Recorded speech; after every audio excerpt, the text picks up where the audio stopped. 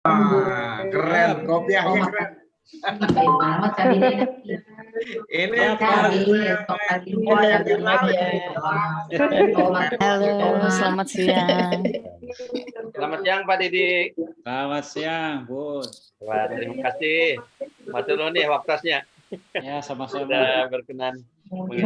Salam banget.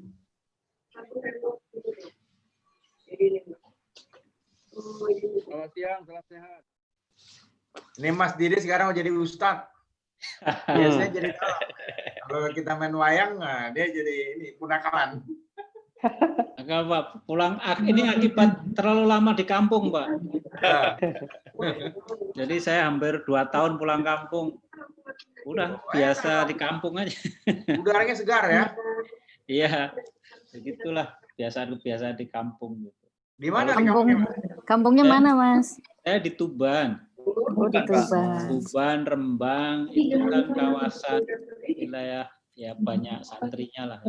Iya. Banyak pesantrennya itu. Kalau orang sudah di atas 40, biasanya suka pakai top peci sehari-hari. Betul Pak. Sama di kampung saya juga. Ada tradisi ya Pak. Iya. Jadi udah mengindonesia ini. Ya, sebetulnya karena flyer kita pakai kopiah dua-duanya.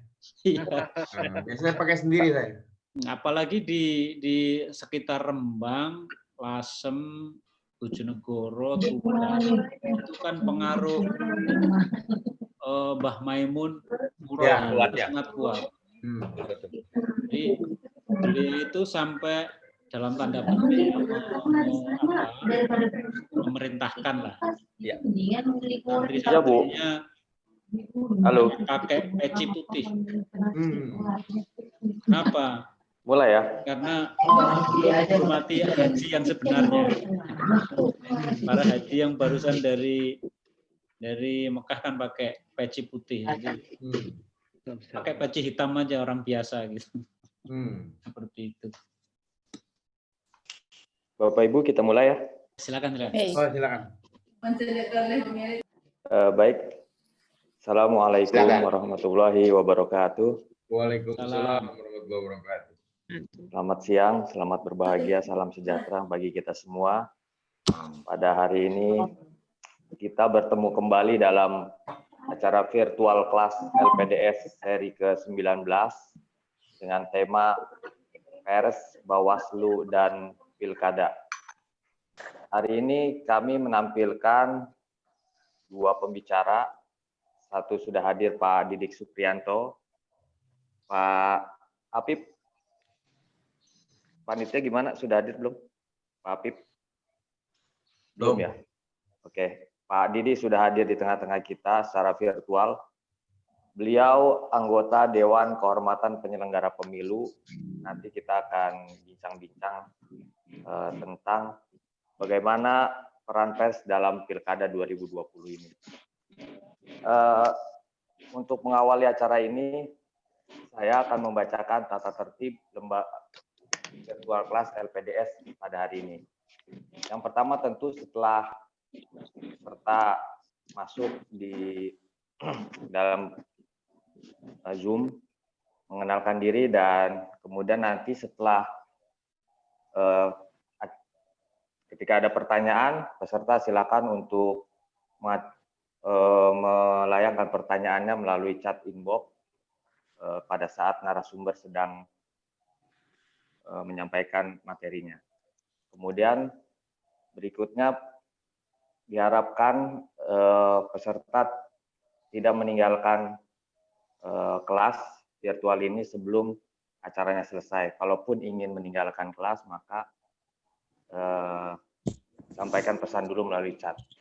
Dan berikutnya peserta nanti terakhir akan foto bersama secara virtual, dan yang mengikuti kegiatan ini sampai akhir akan mendapatkan sertifikat elektronik dari LPDS. Nah, baik, untuk memulai kegiatan ini, mari kita dengarkan terlebih dahulu sambutan pembukaan dari Direktur LPDS Bapak Hendrayana. Pada beliau kami persilakan. Terima kasih Pak Jainal, Assalamualaikum warahmatullahi wabarakatuh. Salam sejahtera untuk kita semua. Salam hangat dan sehat selalu tentunya. Terima kasih Pak Didi sudah menyempatkan waktunya untuk mengisi acara virtual LPDS. Acara ini kita terselenggara setiap hari Rabu Pak Didi.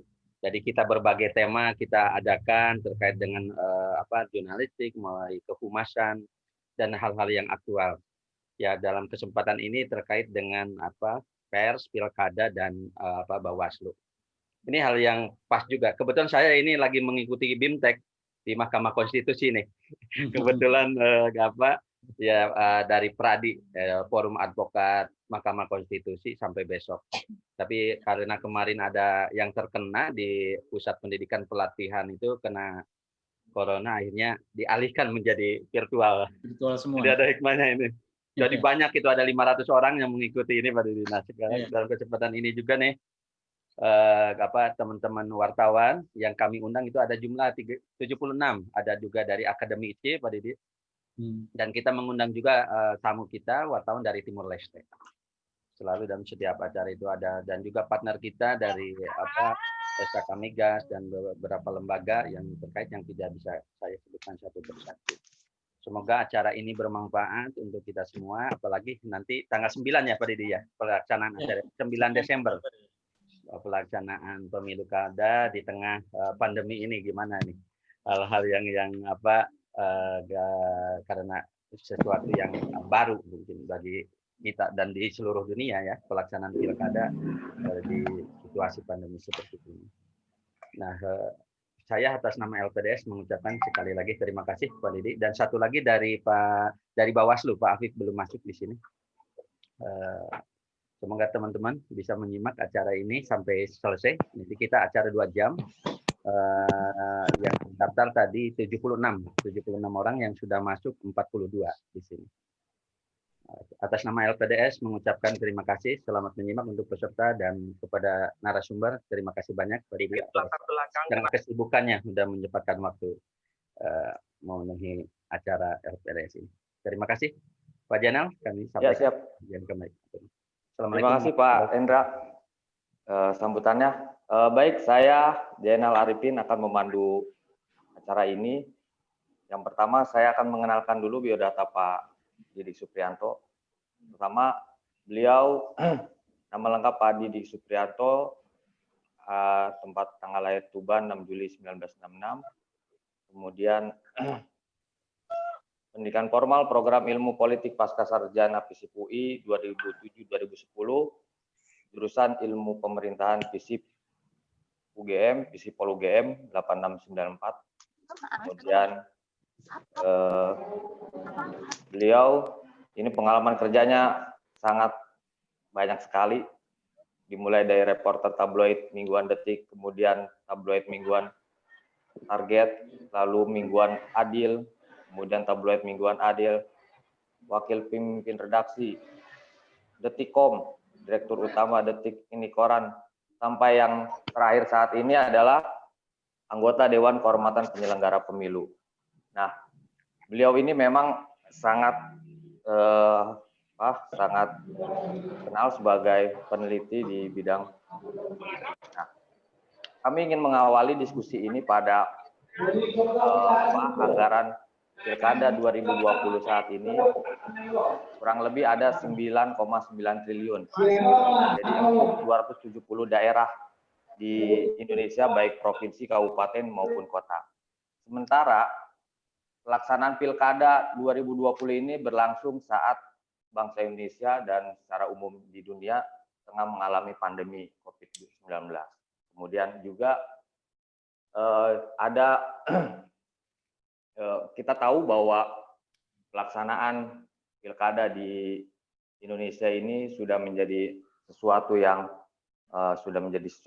sangat rutin sejak 2004, tapi ini adalah Pilkada serentak tahun ini, setelah sebelumnya pada tahun 2018 ya, kemudian nanti kan akan ada lagi 2 sampai 2024 kalau nggak salah yang terakhir.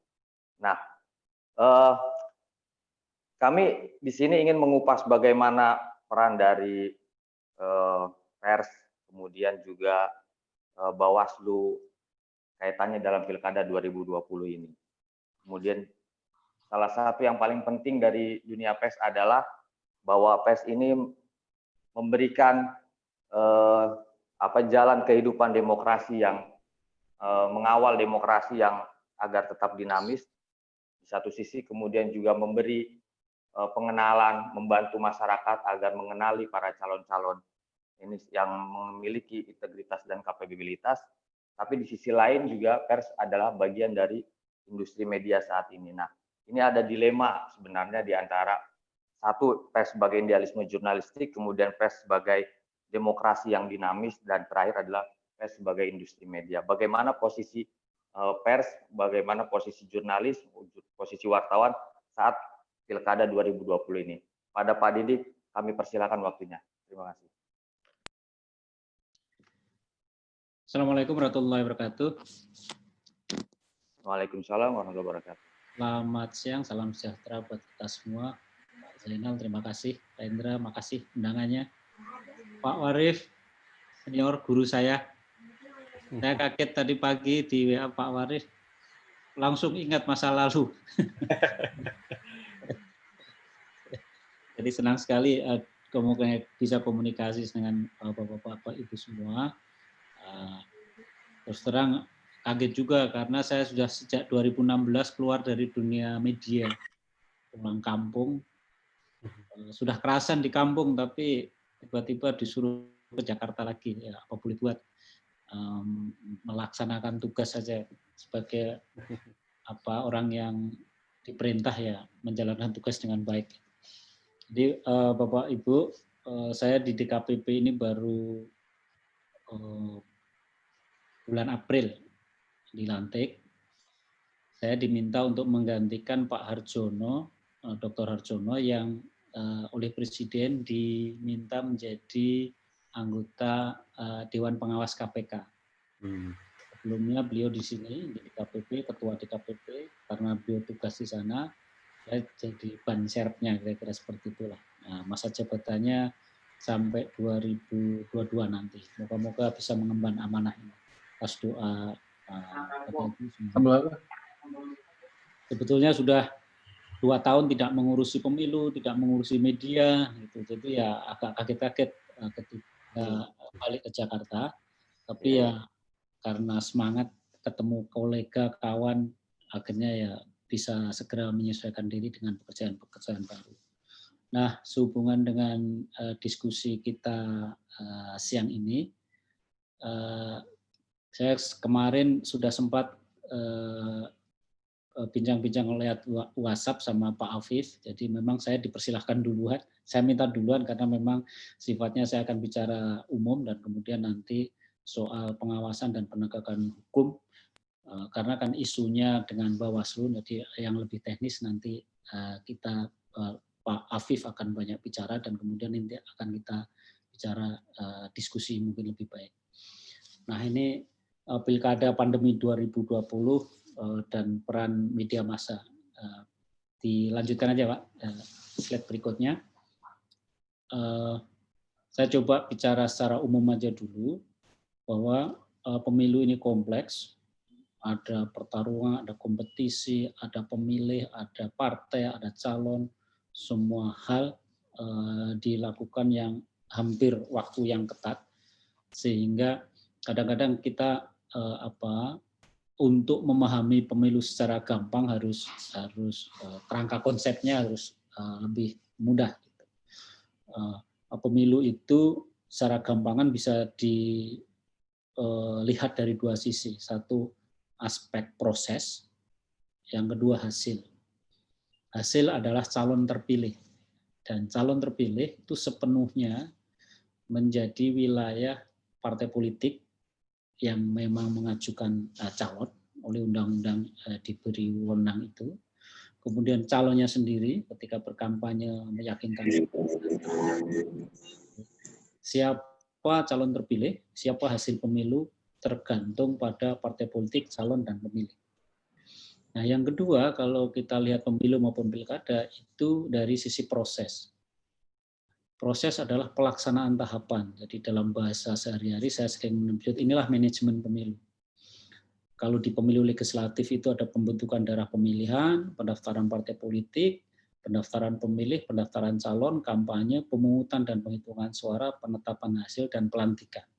Itu kalau di legislatif. Tapi kalau di eksekutif, presiden maupun kepala daerah, itu pendaftaran pemilih, pendaftaran calon, kampanye, pemungutan dan penghitungan suara, penetapan hasil, dan pelantikan. Nah, pelaksanaan tahapan atau manajemen pemilu ini sepenuhnya menjadi tanggung jawab penyelenggara. Penyelenggara pemilu kalau di Indonesia itu ada 3, KPU, Bawaslu, dan DKPP. Ini memang khas Indonesia. Di tempat lain penyelenggara pemilu itu cuma 1. Bahkan di Jerman penyelenggara pemilunya itu BPS. Nah, tapi belakangan memang banyak negara yang memiliki penyelenggara pemilu yang secara khusus sehingga ada istilah penyelenggara pemilu independen. Jadi lembaga yang memang secara khusus dibikin untuk menjalankan tugas penyelenggaraan pemilu. Biasanya 1. Kalau di Amerika itu ada yang federal, tapi kemudian untuk pelaksanaan di masing-masing negara bagian ada lembaganya masing-masing sesuai dengan konstitusi masing-masing negara. Lalu di Malaysia ada 1 juga, di Filipina demikian juga di tempat-tempat lain. Nah di kita ada 3, jadi 1 dianggap nggak cukup, 2, terus 2 nggak cukup, bikin 3. Nah, KPU, Bawaslu, DKPP. KPU menyelenggarakan, melaksanakan tahapan. Bawaslu melakukan pengawasan, sementara DKPP ini menegakkan kode etik penyelenggara pemilu. Jadi kira-kira kayak Dewan Pers gitulah. Cuman DKPP punya ruang yang lebih, bukan punya tanggung jawab yang lebih besar karena yang mengawasi itu seluruh tugas pemilu kabupaten kota, provinsi sampai nasional, KPU maupun Bawaslu. Dia punya kaki tangan ya di provinsi namanya tim pemeriksa daerah. Nah, kenapa lembaga-lembaga ini perlu ya? Karena memang menurut pembuat undang-undang KPU itu perlu dikontrol, KPU dan jajarannya perlu dikontrol agar tetap mandiri. Kemudian demikian juga Bawaslu, karena berdasarkan pengalaman ini kan yang membuat undang-undang ini kan pemain partai politik maupun fraksi-fraksi yang terpilih di DPR kan, maupun presidennya juga pemain politik kan. Maka berdasarkan pengalaman mereka menginginkan agar format penyelenggara pemilu itu memang lebih ramai, bukan lebih ramai, lebih banyak lah dibandingkan dengan yang lain. Nah, kenapa? Karena dalam pelaksanaan tahapan pemilu itu banyak hal-hal yang terjadi, kompleksitas di satu sisi dan sisi lain adalah kompetisi yang kuat, itu menyebabkan terjadinya banyak pelanggaran. Tadinya awalnya cuma ada 2 jenis pelanggaran administrasi, tindak pidana, terus kemudian dimunculkan mulai 12 tahun yang lalu menjelang pemilu 2014 itu ada pelanggaran kode etik. Ada sengketa administrasi, ada sengketa hasil. Inilah hal-hal yang terjadi pada saat pelaksanaan tahapan, sehingga untuk mengurusi semua ini diperlukan 3 lembaga sekaligus. Selanjutnya, kenapa pelanggaran itu terjadi? Nah, pemilu kita ini rumit. Saya sama Prof. Ramlan Surbakti selalu bercanda gitu. Pemilu kita ini rumit. Bahkan di Ekonomis itu tahun 2004 sudah bilang, ketika melihat pemilu legislatif, pemilu legislatif di Indonesia saat itu 2004 itu adalah pemilu yang paling kompleks di dunia. Itu di Ekonomis bilang seperti itu. Nah, ditambah pemilu presiden di 2019 tambah rumit lagi. Makanya kalau di dunia ini jadi pemilu paling rumit di dunia, dan kalau di akhirat mungkin ada pemilu, rekornya sampai di akhirat sana. Jadi pemilu paling rumit di dunia dan di akhirat kira-kira ya terjadi di Indonesia. Itu kecandaan Prof. Ramlan dan beberapa kawan di dunia pemilu. Karena memang banyak pemainnya, banyak aktornya, banyak kursinya, banyak dapilnya. Saya nggak bicara teknis ya, tetapi itu semua dilakukan dalam waktu yang relatif singkat karena namanya pemilu kan digelar dalam waktu tempo yang bersamaan dan padat, sehingga kompleksitasnya luar biasa. Nah, kompleksitas itu berimplikasi ke mahal, ke harga, biaya yang ditanggung oleh negara maupun biaya yang ditanggung oleh calon maupun partai. Itu sangat mahal pemilu kita. Apalagi kalau dihitung biaya-biaya yang tidak muncul ke permukaan. Jual beli suara, beli suara, membeli petugas dan lain-lain itu muncul. Nah, dan juga kompetitif ya. Jadi karena sifat yang rumit, banyak aktor, mahal, kompetitif, maka dalam proses pelaksanaan tahapan pemilu itu bisa dimengerti kalau ada banyak pelanggaran. Jadi kan sebetulnya kan dalam bahasa yang sederhana kan pemilu ini kompetisi, persaingan, konflik dalam tanda petik yang dilembagakan dalam rangka merebut kekuasaan. Oleh karena itu, karena sifatnya memang kompetisi dan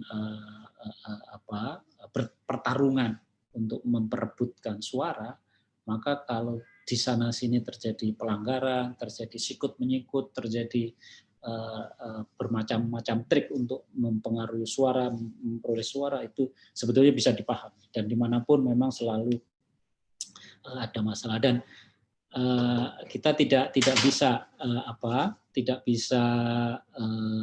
terlalu rendah diri, karena apa yang terjadi di Amerika juga nggak jauh beda, kelakuan pemilih maupun calonnya dengan pemilu-pemilu yang ada di kita gitu.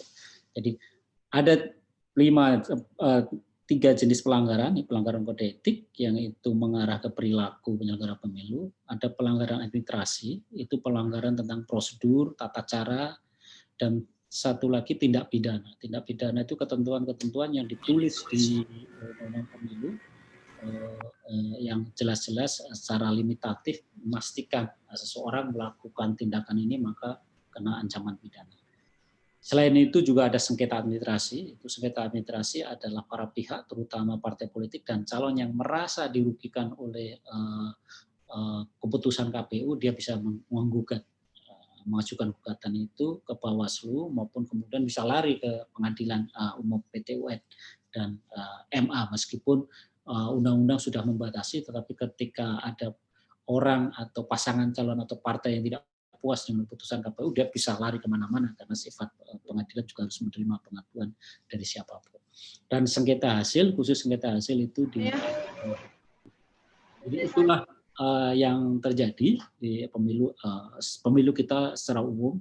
Di tempat lain juga gitu, ada macam-macam masalah, tetapi mungkin karena sudah pengalaman banyak bertahun-tahun, berkali-kali pemilu, sehingga sudah ketemu format atau model penyelesaian masalah-masalah hukum secara lebih baku. Kalau kita sebetulnya sedang mencari terus, terbukti dengan adanya lembaga dari 1 menjadi 2, dari 2 menjadi 3, terus jenis-jenis pelanggaran juga bertambah, dan hasil evaluasi pemilu terakhir selalu menginspirasi pembuat undang-undang untuk menambah ketentuan-ketentuan tertentu atau mengubah atau bahkan mencoret ketentuan yang sudah ada karena dianggap sudah nggak cocok lagi. Jadi pencarian format ini belum ketemu, baik mulai dari sistem penunjukan aktor maupun pelaksanaan tahapan maupun penegakan hukumnya. Silakan terus. Nah, sekarang yang menarik adalah Pilkada 2020.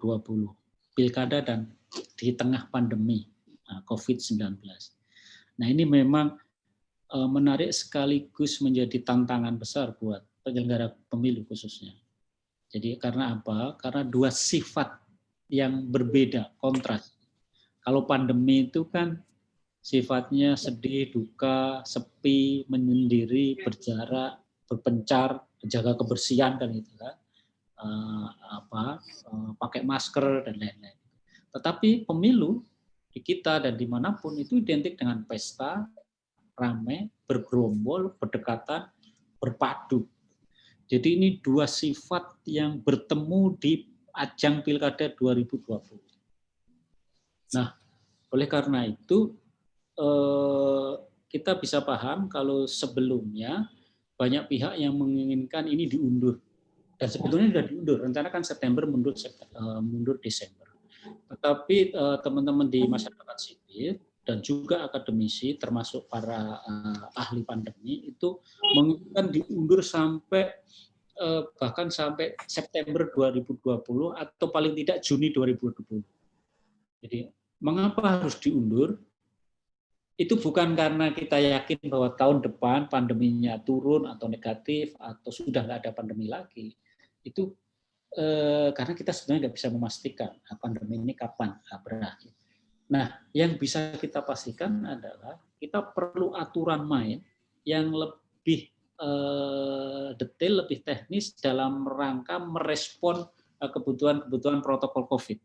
Sebetulnya di situ perbedaan pandangan antara pemerintah dalam DPR dan pemerintah dengan masyarakat sipil. Kalau masyarakat sipil ingin aturannya lebih detail sehingga protokol COVID ini bisa berjalan dengan baik, tetapi kalau pemerintah dan DPR kita sudah sempat mundur 3 bulan, pilkada mau nggak mau harus dijalankan karena kita nggak tahu kapan berhenti. Soal bagaimana mengatasi memasukkan protokol COVID ke penyelenggaraan pemilu itu tanggung jawab bersama, kira-kira diserahkan ke KPU. Oleh karena itu KPU kemudian bikin aturan-aturan baru, misalnya sekarang kampanye tidak boleh diikuti lebih dari 50 orang. Jadi bergerombol 50 orang nggak boleh. Meskipun sebetulnya kalau bergerombol 10 orang juga melanggar melanggar protokol COVID, ya. Tetapi paling enggak kegiatan dangdutan, ketemu massa itu sudah dilarang dan alhamdulillah sampai sekarang sudah bisa berjalan baik meskipun ada beberapa hal yang memang harus tetap diawasi karena KPU Bawaslu tidak bisa berbuat banyak tanpa bantuan polisi untuk mengatasi massa yang bergerombol karena pilkada ini. Nah, ini tantangan di KPU Bawaslu maupun juga di KPU di dalamnya. Oke, selanjutnya. Nah, sekarang saya kaitkan dengan fungsi pers. Ya, kita tahulah fungsi pers, hiburan, informasi, pendidikan, dan kontrol. Kemudian saya melihat memang peran pers sangat penting, terutama untuk mensosialisasikan protokol di pilkada. Jadi tanpa bantuan media, kawan-kawan penyelenggara, KPU maupun Bawaslu khususnya, itu akan menghadapi banyak kendala. Dan respon atau pemberitaan media itu menyebabkan KPU, Bawaslu, dan juga pemerintah jadi bersungguh-sungguh. Saya selalu pakai ilustrasi kejadian tanggal 23 sampai 25 pada saat tahapan pendaftaran pasangan calon di KPU. KPU sudah mengeluarkan ketentuan-ketentuan tentang protokol COVID, bahwa yang masuk kantor KPU nanti cuman pasangan calon dan 10 misalnya, dan beberapa orang tim, tidak boleh rame-rame. Jadi kantor KPU harus steril, bahkan diperiksa dengan segala macam cara itulah, mulai tes suhu, cuci tangan, masuk, bahkan kemudian harus rapid dulu, harus swab dulu, gitu. Itu bisa diatur. Tetapi kita semua jadi sedih sekali pada saat di kantor KPU bisa steril sesuai dengan protokol COVID, tetapi massa yang mengusung, mendorong mereka bergerak itu terjadi di mana-mana. Jadi seperti halnya tidak ada COVID seperti tahun-tahun sebelumnya, kalau pasangan calon mau mendaftar, itu selalu diikuti oleh massa yang berduyun-duyun. Dan itu terjadi di banyak tempat, sehingga kita semua waktu itu, teman-teman di penyelenggara pemilu dan pemerintah, itu shock dalam arti ini bahaya nih kalau situasi seperti ini tidak diatasi, ini bisa repot nanti. Penularan COVID akan terjadi dan klaster pilkada akan muncul di mana-mana. Dan kekhawatiran itu tidak lepas dari pemberitaan media. Jadi kawan-kawan media karena udah tahu bahwa ini kerumunan dimanapun dalam bentuk apapun akan berdampak pada penularan COVID, maka itu jadi berita besar. Di mana-mana pada hari itu 23, 24, 25 media kita diwarnai oleh pemberitaan tentang banyaknya orang berkumpul berduyun-duyun ke kantor KPU hanya untuk mengantarkan pasangan calon yang mau mendaftar. Nah, begitu berita itu jadi membesar, maka penyelenggara pemilu, pemerintah dalam ini Kemendagri, Pak Mahfud MD, anggota DPR, langsung melakukan koordinasi, karena kalau ini tidak diatasi dengan baik, maka apa yang dikhawatirkan bahwa pilkada akan membuat klaster COVID yang baru benar-benar terjadi. Makanya kemudian serangkaian tindakan dilakukan sehingga pas tahapan berikutnya kan undian. Pas undian itu sudah bisa ditekan, tidak ada lagi massa yang bergerak karena polisi bergerak di jalan. Jadi atas perintah Mabes Polri, di mana perintah Mabes Polri itu dibahas di Polhukam, maka polisi bergerak di lapangan mencegah kemungkinan terjadinya kerumunan baru. Maka sejak itu sudah lebih tertata. Kita nggak khawatir lagi sehingga pada masa kampanye kemudian muncul aturan-aturan yang lebih teknis dan koordinasi antara polisi dengan penyelenggara pemilu menjadi lebih baik, sehingga sekarang ini kan memasuki masa kampanye, sepertinya tidak terjadi apa-apa. Kalaupun di sana-sini masih ada beberapa orang yang bergerombol, itu harus segera dimunculkan lagi, sehingga peristiwa-peristiwa yang menunjukkan pelanggaran terhadap protokol COVID itu bisa diketahui orang banyak dan kemudian jadi berita dan bikin malu dan tidak perlu terjadi lagi. Nah, disitulah perlunya kerjasama jurnalis dengan pengawas. Ya sebenarnya dalam praktek sudah terjadi di lapangan, di mana kawan-kawan pengawas di level kecamatan, kabupaten itu intensif berkomunikasi dengan teman-teman media. Dan kemudian kalau ada hal-hal yang memang sensitif dan terkait dengan ancaman datangnya COVID atau kerumunan tadi, maka itu segera menjadi pemberitaan. Dan lewat pemberitaan inilah kita semua jadi tersadar harus lebih berhati-hati lagi pada saat masa kampanye. Nah, berikutnya, sekarang kan masa kampanye. Kampanye sekarang ini memang banyak dilakukan lewat media online. Kalaupun toh ketemu door to door itu juga terbatas. Pertemuan-pertemuan juga dilarang. Jadi tidak ada dangdutan lagi, tidak ada pengajian yang besar-besaran. Yang terjadi sekarang adalah pertemuan-pertemuan yang terbatas door to door, dan tapi makin ke sini intensitasnya makin tinggi. Kan coblosan tanggal 9, jadi tinggal sebulan lagi. Nah, kalau di 2 minggu pertama atau 3 minggu pertama kemarin setelah penetapan pasangan calon, mereka karena dijaga polisi, diingatkan terus oleh pemerintah kabupaten kota maupun provinsi, ditegur pemerintah pusat, polisinya lebih galak dalam melakukan pencegahan. Tapi kan kita tidak bisa menutup mata, mengabaikan bahwa pasangan calon bupati wali kota maupun gubernur, wakil gubernur, dan tim kampanyenya itu punya hak untuk melakukan kampanye dan meyakinkan pemilih, sehingga mau nggak mau dia harus ketemu pemilih.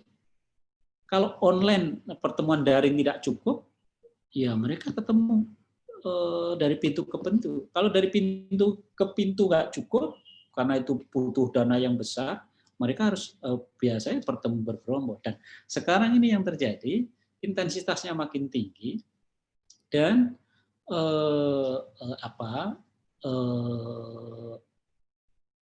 mereka juga main kucing-kucingan sama teman-teman pengawas pemilu maupun KPU. maupun polisi, karena pertemuan-pertemuan itu sekarang lebih banyak dilakukan di malam hari sebetulnya. Pada saat teman-teman polisi, Panwasmilu maupun KPU sedang rehat ya. Gitu. Kita semua sebenarnya rehat, tapi kalau yang namanya tim kampanye nggak pernah rehat karena dia kontraknya kan pendek, cuma 2 bulan atau setengah bulan atau sekarang ini tinggal 1 bulan, sehingga mau nggak mau dia harus mengejar target suara sebagaimana dijanjikan ke pasangan calon yang sudah mengeluarkan biaya. Nah, dalam situasi seperti itulah teman-teman media itu sangat penting. Sosialisasi dan pencegahan itu harus dilakukan terus-menerus. Jadi bahwa pilkada sekarang sudah berubah, mengingatkan kerumunan itu nggak perlu lagi, menanamkan kesadaran bahwa yang penting nanti datang pas hari kita mencoblos soal komunikasi dengan tim kampanye ya bisa dilakukan dengan daring, dengan online atau pertemuan dari pintu ke pintu, menerima tamu dengan standar COVID dan lain-lain. Itu sejauh yang saya pantau bisa dijelaskan dengan baik oleh teman-teman media sejauh mereka bisa komunikasi antara penyelenggara pemilu dengan teman-teman media bisa berjalan. Artinya ada sekian aturan, sekian protokol baru, sekian ketentuan yang diproduksi oleh KPU maupun Bawaslu dan kemudian disosialisasikan dengan bahasa media oleh teman-teman jurnalis. Nah, yang tidak kalah pentingnya adalah fungsi kontrol. Kalau saya untuk kepentingan penyelenggaraan pemilu di pilkada pandemik ini ya lebih kritis terhadap pelanggaran-pelanggaran yang terjadi sehingga KPU, Bawaslu, bahkan polisi didorong untuk melakukan penindakan terhadap mereka yang terbukti melakukan pelanggaran terhadap protokol COVID, meskipun itu sudah setelah diingatkan berkali-kali. Jadi kan memang sifat pengaturan protokol COVID yang diadopsi di peraturan pilkada ini kan banyak pencegahan. Tetapi kalau sudah diingatkan, dicegah berkali-kali, tetap saja terjadi, maka penindakan mau nggak mau harus dilakukan, sehingga yang namanya ancaman sanksi administrasi, ancaman sanksi pidana, itu kalau misalnya benar-benar membandel ya harus dijatuhkan saja. Jadi beberapa kawan di daerah misalnya Bawaslu melihat pasangan calon tertentu atau tim kampanye tertentu bandel, masih suka mengumpulkan orang, ya udah dilarang saja. Ketika dia dilarang kampanye dan surat larangan itu ditembuskan ke polisi, polisi bisa jagain. Karena di Republik ini institusi atau person-person aparat yang ditakuti kan cuma polisi. Kalau polisi jagain tim kampanye, dia juga hati-hati. Main kucing-kuncingan aja yang paling yang bisa dilakukan di malam hari. Tetapi saya tahu persis bagaimana Mabes Polri bersungguh-sungguh untuk mengatasi masalah ini, tetapi tanpa dukungan teman-teman media, saya kira Mabes Polri maupun KPU Bawaslu akan berat. Nah, yang kedua yang ingin saya sampaikan di situasi kampanye ini adalah beredarnya hoax. Dan itu memang jadi tugas utama media konvensional ya. Di hadapan media sosial yang memproduksi hoax, kita yang konvensional harus melakukan klarifikasi. Sementara media sosial yang mendapat duit banyak, media konvensional tertatih-tatih. Tapi ya mau nggak mau itu harus kita lakukan karena memang belum ada keseimbangan antara media sosial dengan media konvensional dalam rangka menjalankan tugas masing-masing, termasuk sharing bisnisnya. Itu teman-teman di Dewan Pers situasi seperti ini. Tapi itulah fakta yang kita hadapi sekarang. Dan sejauh yang saya ikuti, kalau tim kampanye yang resmi ya masih baik-baik saja. Tapi nanti kalau seperti tahun-tahun sebelumnya, fitnah, hoax, dan manipulasi, memelintir informasi akan terjadi dan dari awal saya kira menjadi tugas kita semua untuk mengingatkan hal itu, bahwa hal itu nggak perlu terjadi, dan Kominfo juga harus tegas. Kalau misalnya ada akun-akun yang nggak beres, ya sudah ditutup saja, kira-kira seperti itu. Nah, yang terakhir yang ingin saya sampaikan adalah problem akut pemilu pilkada kita adalah politik uang. Slide selanjutnya saya gambarkan, itu ada karikaturnya, kalau nggak salah Jawa Pos, ya. Saya lupa Jawa Pos yang tahun berapa, saya Maaf Pak Didik, tinggal 2 menit lagi waktunya Pak. Ya ini terakhir ya.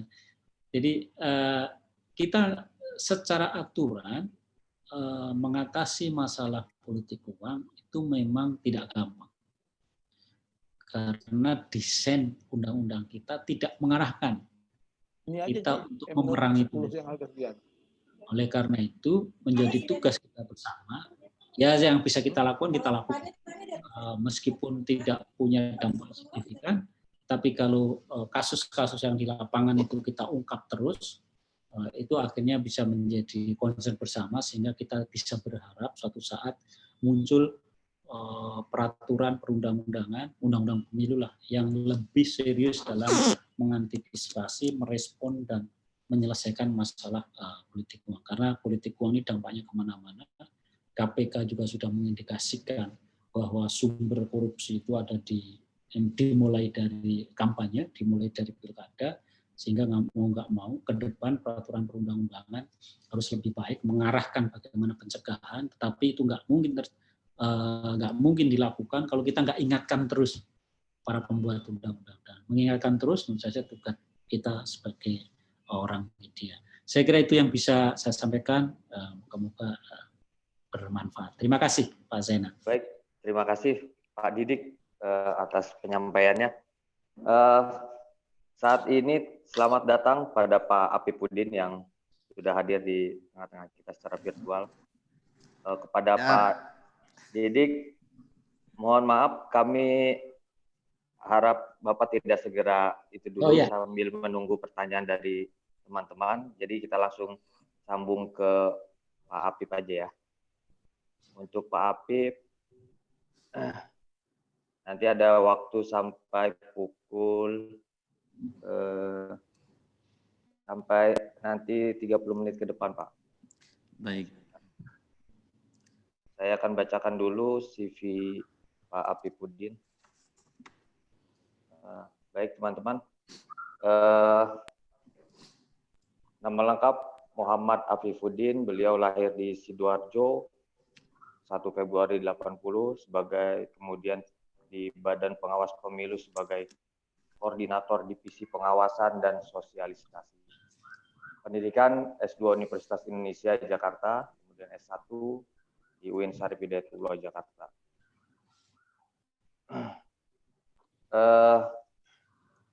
Pak Apip, tema yang harus disampaikan kira-kira gini Pak Apip, bahwa sinergi media massa dengan Bawaslu dalam pilkada serentak di tengah pandemi ini seperti apa. Kemudian banyak sekali sebenarnya yang menjadi keluhan. Pertama, soal di tengah pandemi ini kita masih berlangsung pilkada serentak. Tadi sudah sebagian disampaikan oleh Pak Didik. Kemudian kedua, bahwa media juga ada kewajiban menjaga demokrasi tetap dinamis, kemudian juga memberi sosialisasi bagi para calon pemilih agar mengetahui paslon-paslon yang memiliki integritas dan kapabilitas seperti apa. Nah, tapi di sisi lain, media juga saat ini sudah masuk dalam dunia industri, sehingga membutuhkan kalau teman-teman di daerah sering menganggap bahwa pilkada sebagai pesta hajatan demokrasi yang bisa menambah pendapatan industri media mereka. Nah, sementara sosialisasi di saat ini pilkada 2020 ini hanya ada waktu 2 minggu, sekitar 2 minggu ya Pak, kurang lebih pada tanggal 22 November sampai 5 Desember. Nah, saya kira ini penting bagaimana sinergi media massa dan Bawaslu dalam pilkada. Pada Pak Apip, silakan waktunya. Baik, terima kasih Mas Zainal. Suara saya terdengar? Ya, dengar. Baik. Assalamualaikum warahmatullahi wabarakatuh. Selamat siang, salam sejahtera buat kita semua. Salam Om Swastiastu, Namo Buddhaya, salam bajikan. Yang sama-sama kita hormati Mas Didi Supriyanto yang barusan menyampaikan materinya. Sebenarnya Mas Zainal, teman-teman sekalian dari Lembaga PES Dr. Sutomo dan audiens atau yang mengikuti kegiatan ini, selesai nih sebenarnya dengan Mas Didi. Pertama, beliau ini wartawan senior, kedua pernah di Bawaslu, sekarang di DKPP, sudah selesai. Junior nggak boleh ini apa? Mantan. Iya. Kena pasal nanti ini. Tapi nggak apa-apa, nanti kita akan berdiskusi dengan banyak hal karena memang sebagian tupoksi dari Bawaslu pastinya sangat berhubungan dengan apa yang dilakukan teman-teman media.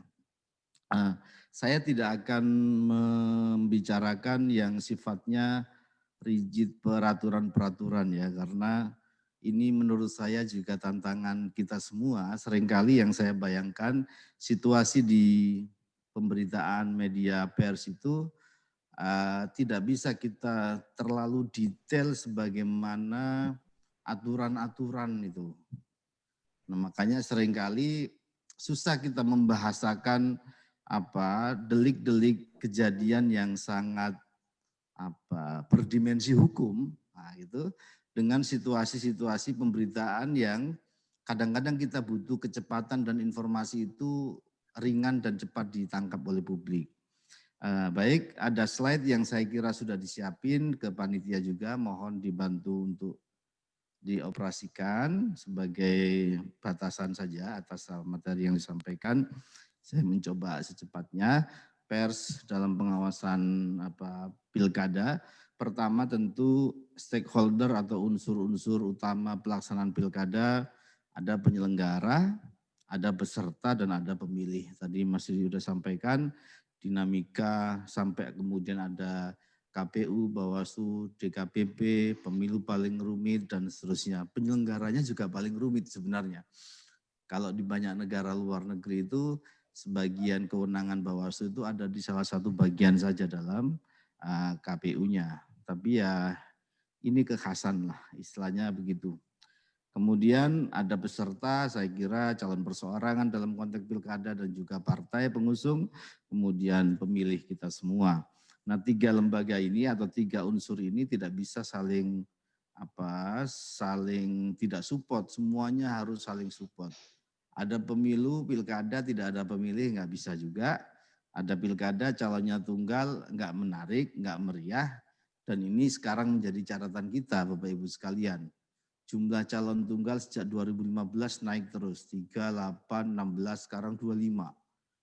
Jadi semakin ke sini ternyata stok kaderisasi partai dan pilihan kita untuk memilih calon bupati wali kota semakin sedikit.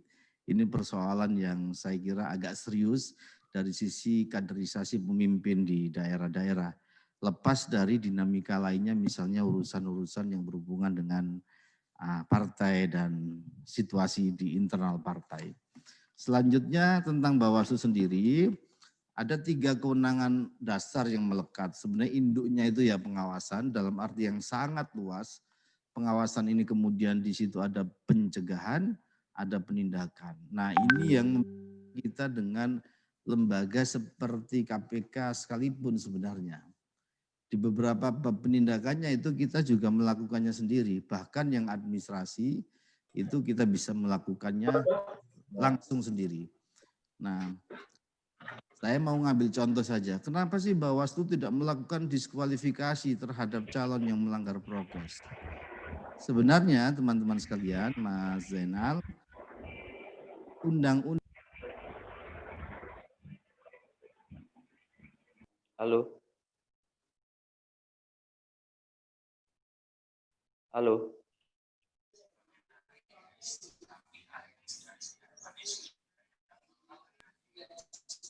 Kursornya kamu pindah. Oke. Maaf tadi unmute sendiri.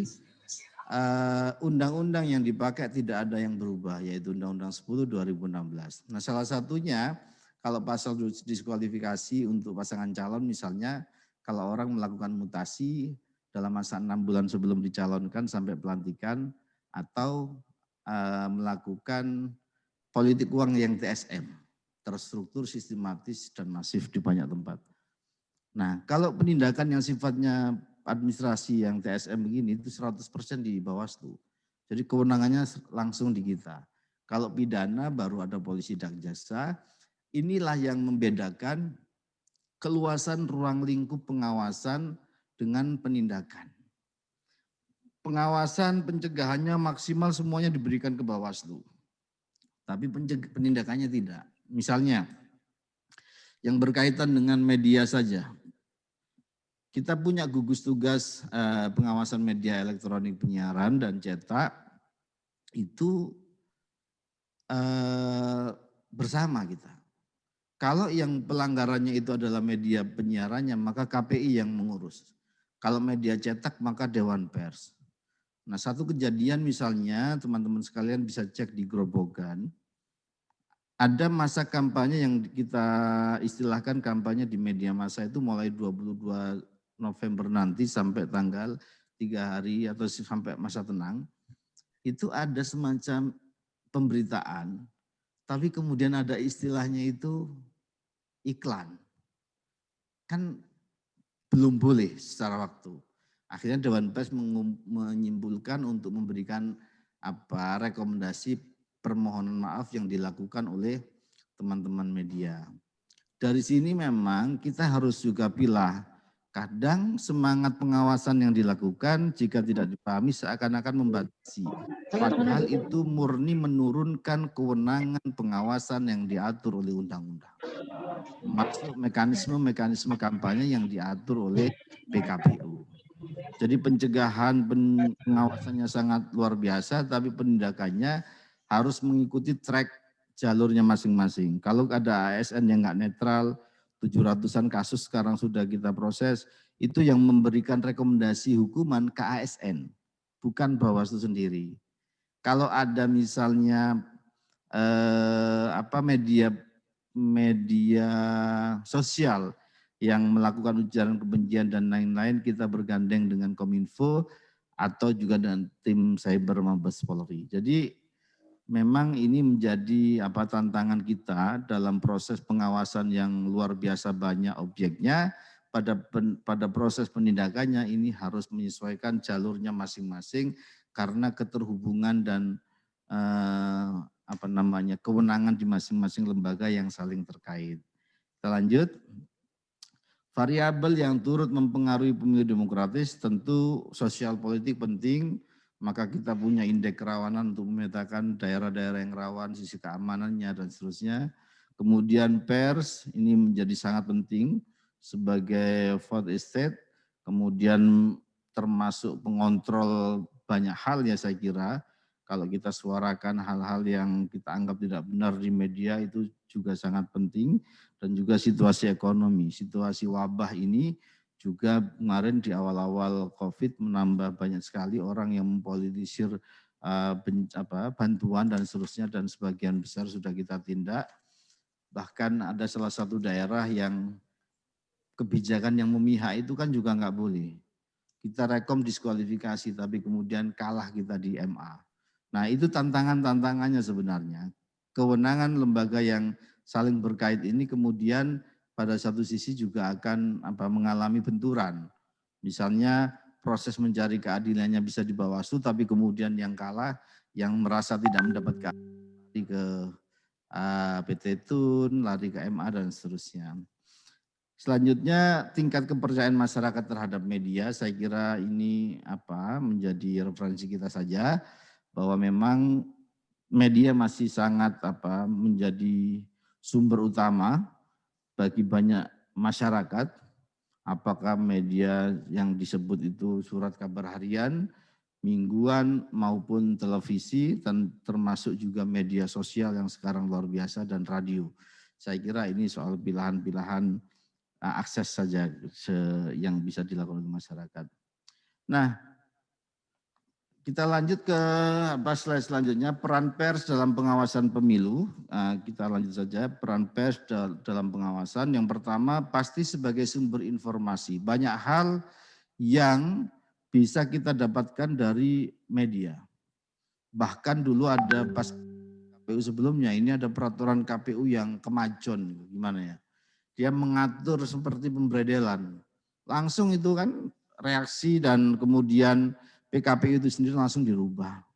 Jadi memang ada ruang-ruang yang harus dipahami oleh sesama pengambil kebijakan, bagaimana media itu juga punya beberapa aturan, proses-proses di Dewan Pers misalnya, di media penyiaran itu kan berbeda semua. Nah ini juga sesama penyelenggara menjadi penting untuk dipedomani. Kontrol sosial lah, kalau ada KPU-nya, pesertanya seperti pemberitaan yang meriah soal COVID kemarin. Ini kalau nggak ada media, kita nggak jadi tahu sebenarnya situasi kampanyenya yang terjadi seperti apa. Dan ini faktor penting dari fungsi media sebagai kontrol sosial, sebagai kontrol dari kebijakan yang kita ambil. Kemudian yang paling penting situasi saat ini menurut saya, media sebagai juga adalah media melawan berita bohong dan ujaran kebencian. Nah, ini yang menjadi tantangan kita yang luar biasa di saat ini.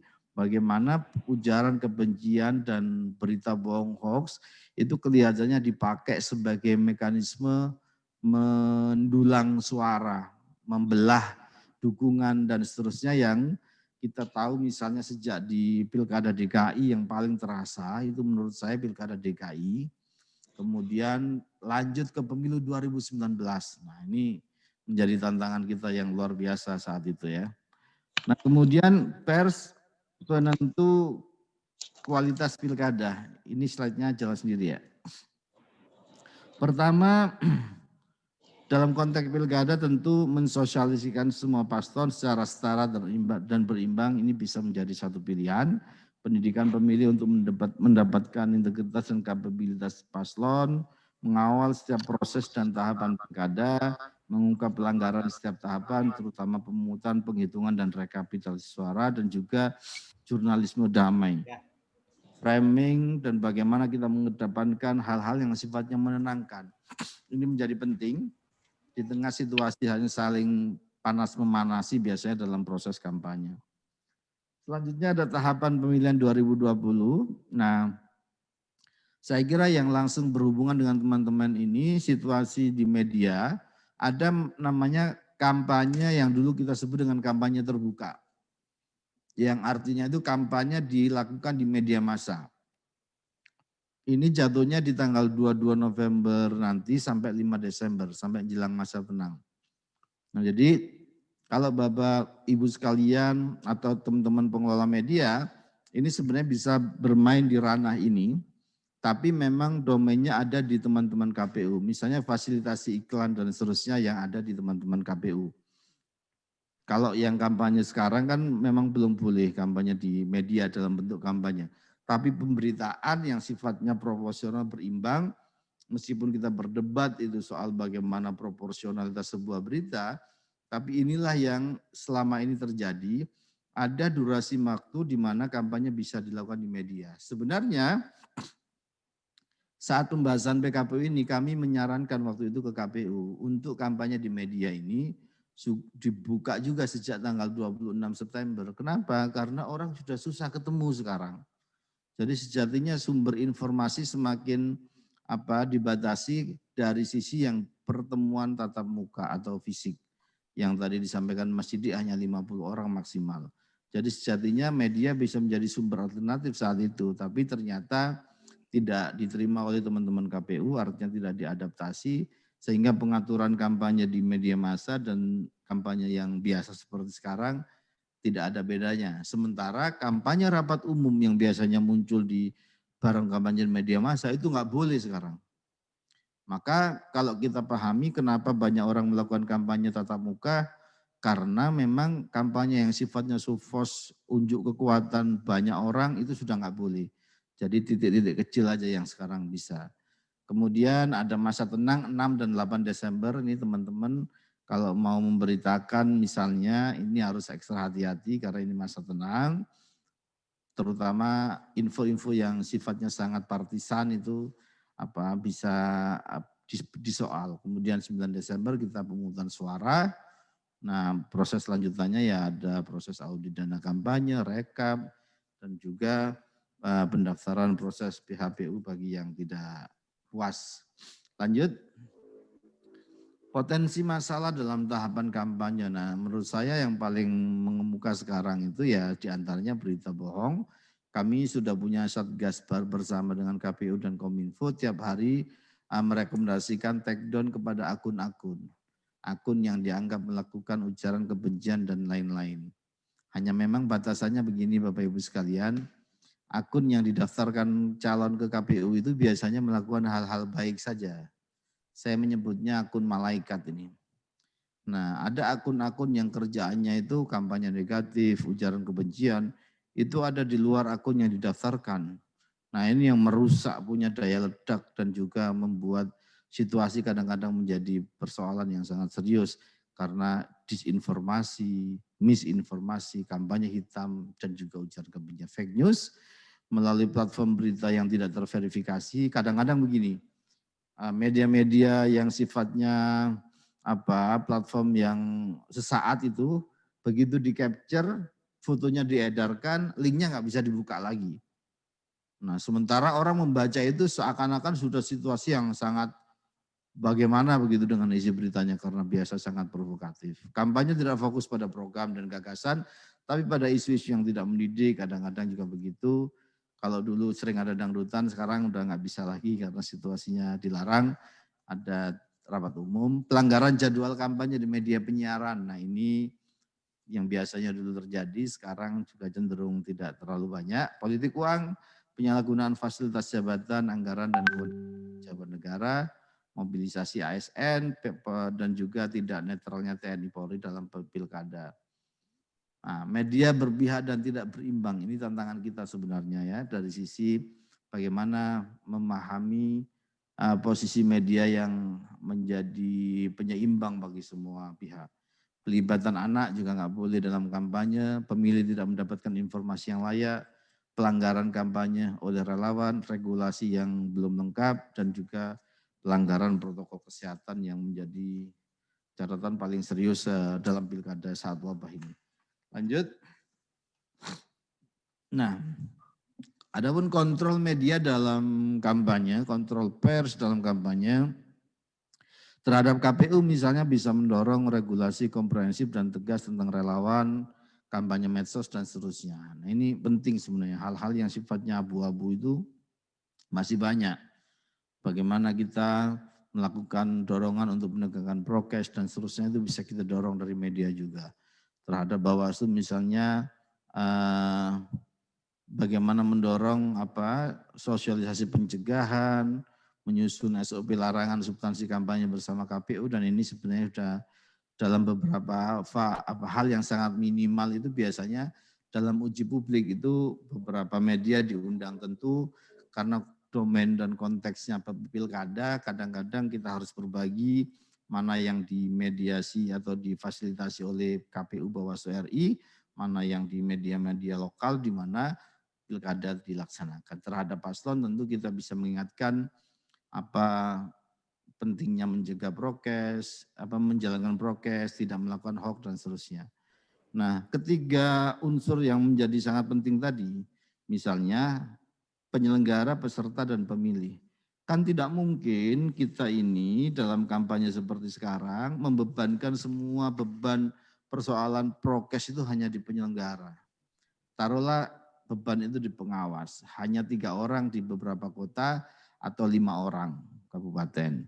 Kemudian provinsi cuma 5 atau 7. Nah sementara kadang-kadang orang berkerumpul banyak sekali itu tidak mungkin dilakukan tanpa koordinasi.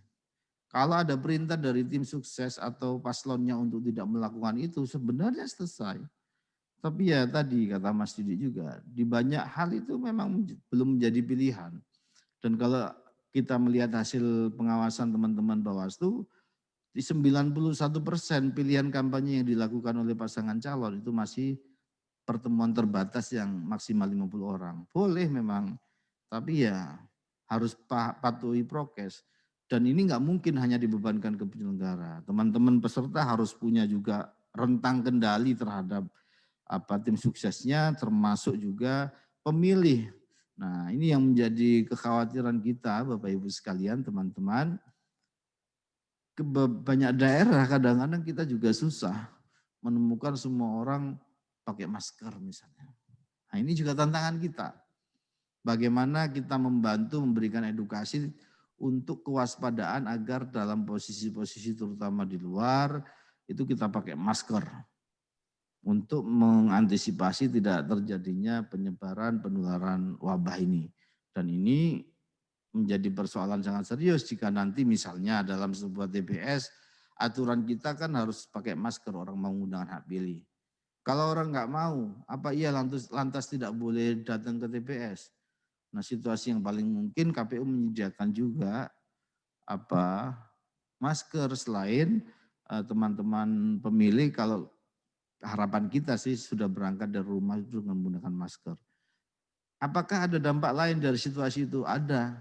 Bisa jadi di sekitar TPS nanti akan ada tim-tim sukses yang menyiapkan masker. Ya masih baik kalau kemudian tidak ada yang lainnya. Kalau ada yang lainnya urusannya pasti dengan pengawas.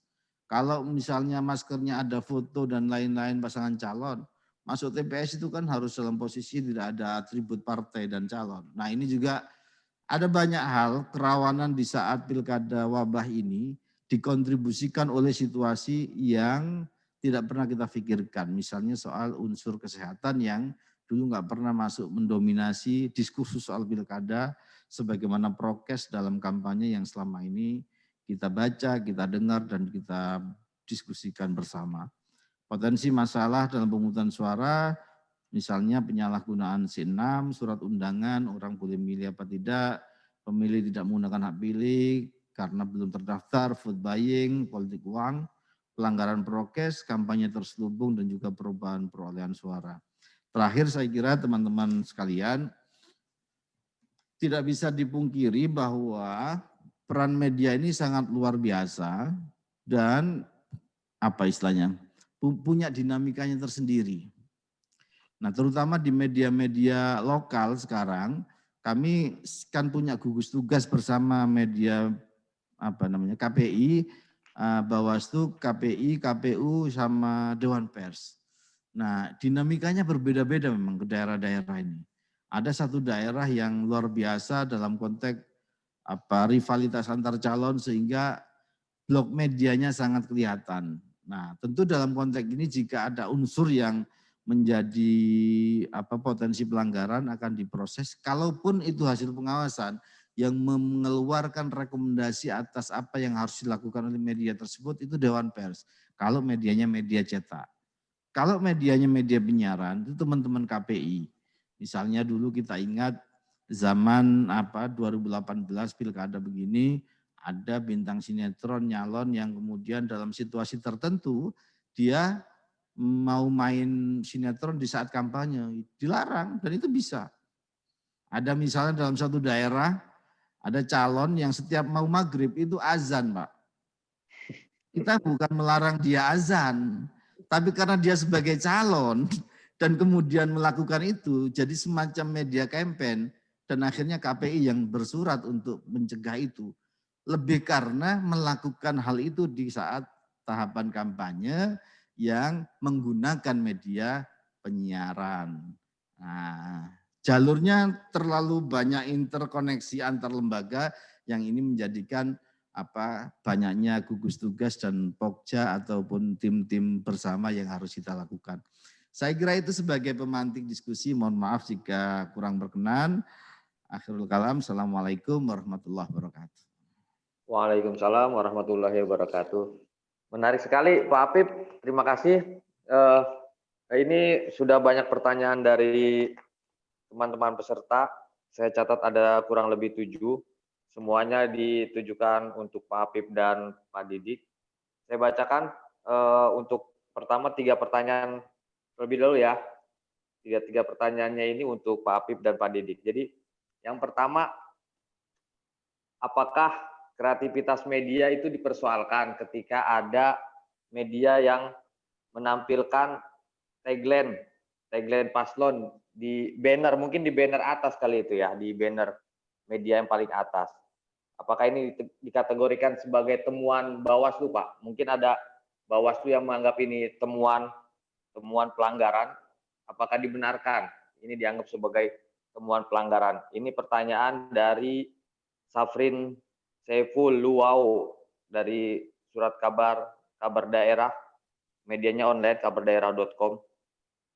Kemudian yang kedua, pada saat pencoblosan nanti pasti akan berkerumun meskipun sudah ada jadwal pencoblosan.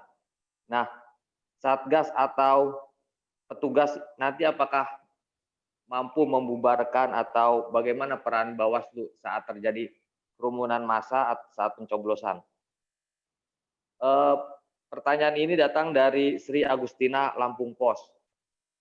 Pertanyaan terakhir atau yang ketiga untuk sesi pertama ini datang dari Tohab dari media Gebrak Medan. Pertanyaannya, di Sumut ini ada 3 calon tunggal. Nah, apakah masuk pelanggaran bila mengajak pemilih untuk melakukan coblos kotak kosong atau kolom kosong? Ini pertanyaan-pertanyaan yang saya kira teman-teman langsung ada di lapangan dan merasakan sendiri. Ini sangat teknis sekali ini, Pak. Bagaimana tanggapannya? Terima kasih.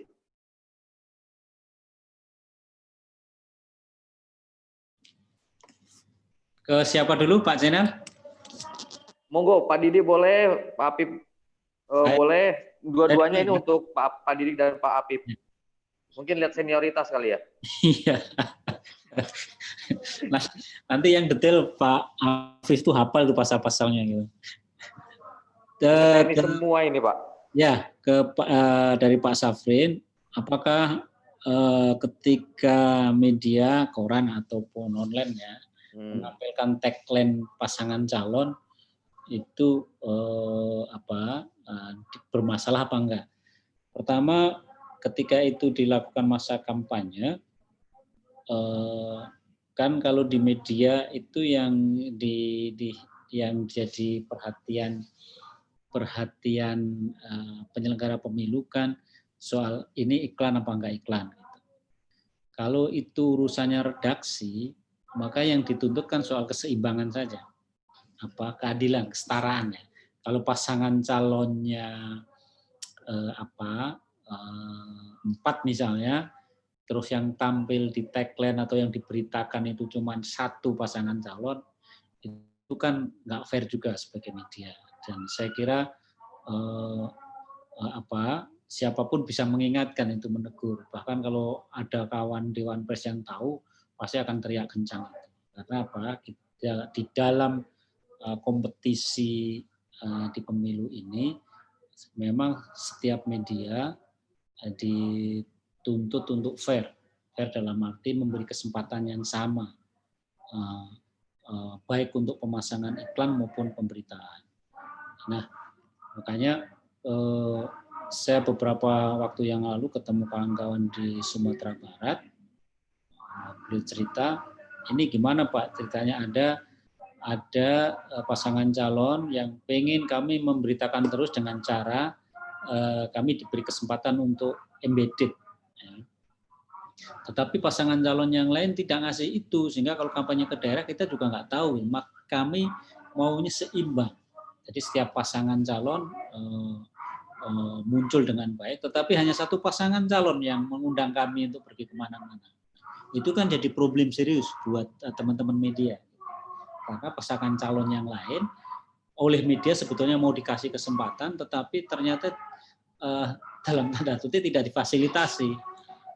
Maka yang saya sarankan waktu itu, ya nggak apa-apa, minta rilisnya saja atau minta jubirnya saja untuk memberi keterangan kayak apa, sehingga itu dalam bentuk sebagai bisa diwujudkan dalam bentuk sebagai balancing lah ya, memberi kesempatan yang sama. Anda sudah memberi kesempatan yang sama, kalau Kalau mereka tidak memanfaatkan, ya itu bukan salah Anda gitu. Nah, itu yang apa. Tetapi kalau misalnya bikin tagline satu-satunya hanya itu aja, ya itu pasti dipersoalkan banyak orang. Ya. Kecuali kalau misalnya media Anda memang sudah posisinya mau membela pasangan calon tertentu dan sejak awal diposisikan seperti itu sih oke-oke saja, cuman nggak tahu nanti Dewan Pers harus menyikapinya seperti apa. Anda mungkin tidak dikategorikan sebagai komunitasnya Dewan Pers lagi, akan dikategorikan ya sebagai media partisan yang memang memihak atau mendukung pasangan calon tertentu. Nah, yang kedua dari Pak Agustin dari Lampung Pos, ya ini memang tantangan serius. Jadi kemungkinan problemnya itu banyak Pak Agustin. Memang kan sudah diatur sama KPU nanti. Ya. Kalau selama ini kan TPS itu bukan sekedar tempat pemungutan suara. TPS itu kan arena sosial sebetulnya. Makanya masyarakat internasional itu kalau melihat pemilu di Indonesia itu senang sekali, terutama di TPS-nya. Itulah praktek terbaik pemungutan dan penghitungan suara di dunia.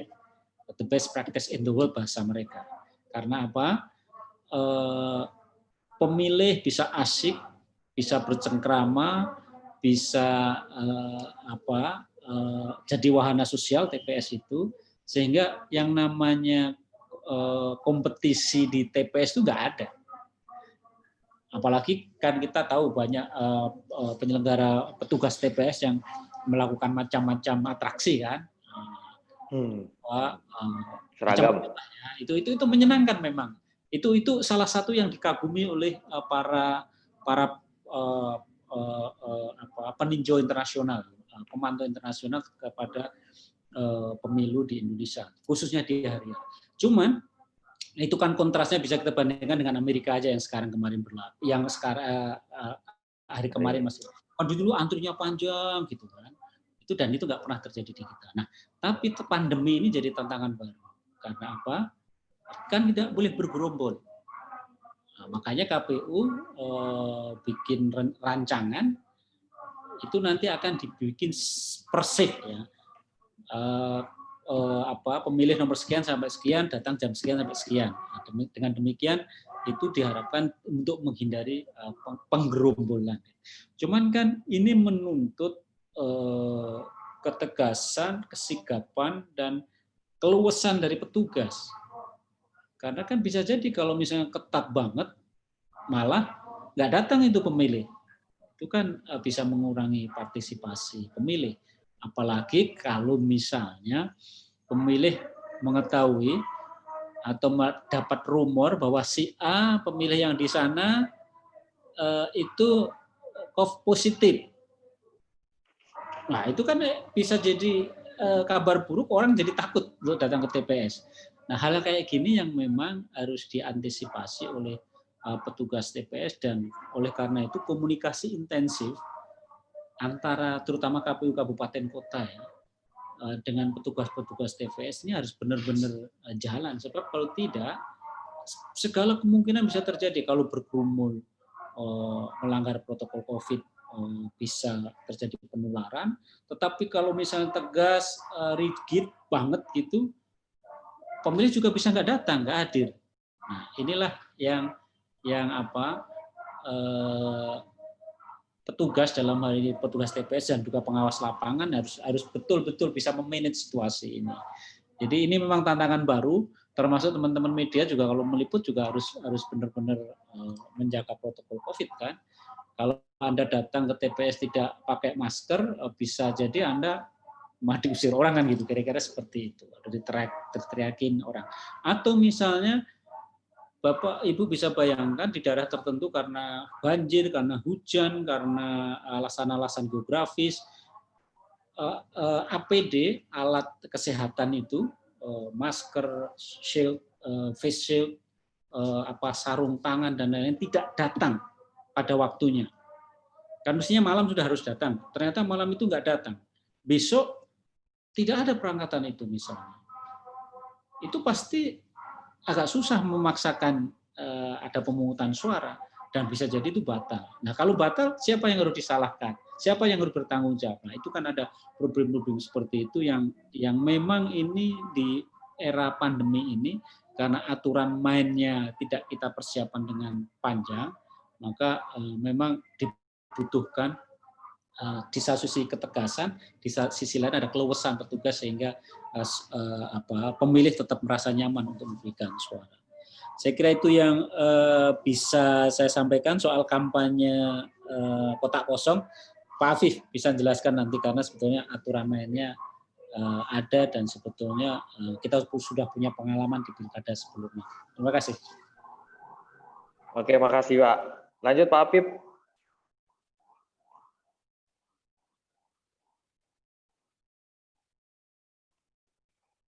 Halo.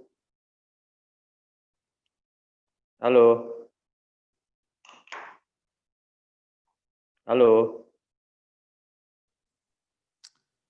Yang pasti yang harus kita terima kasih. Saya ulangi lagi.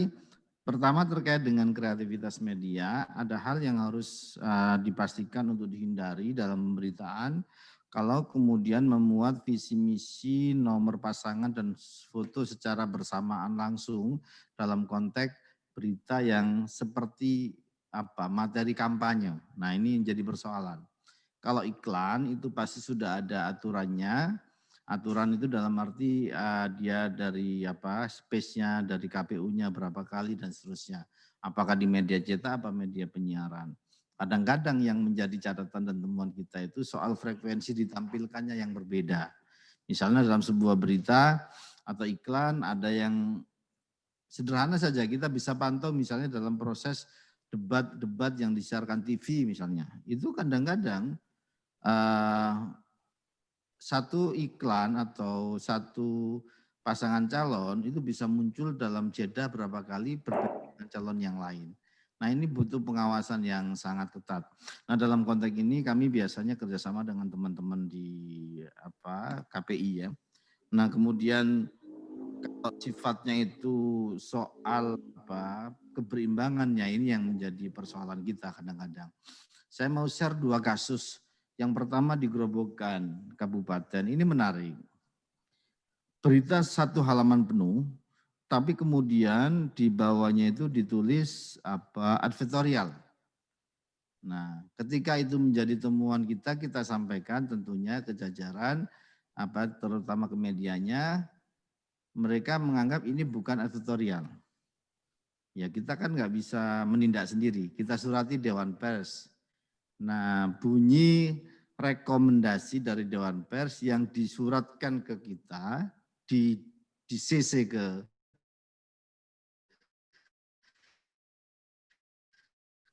bahwa memang sejatinya kalau nggak salah itu jenis iklan gitu loh.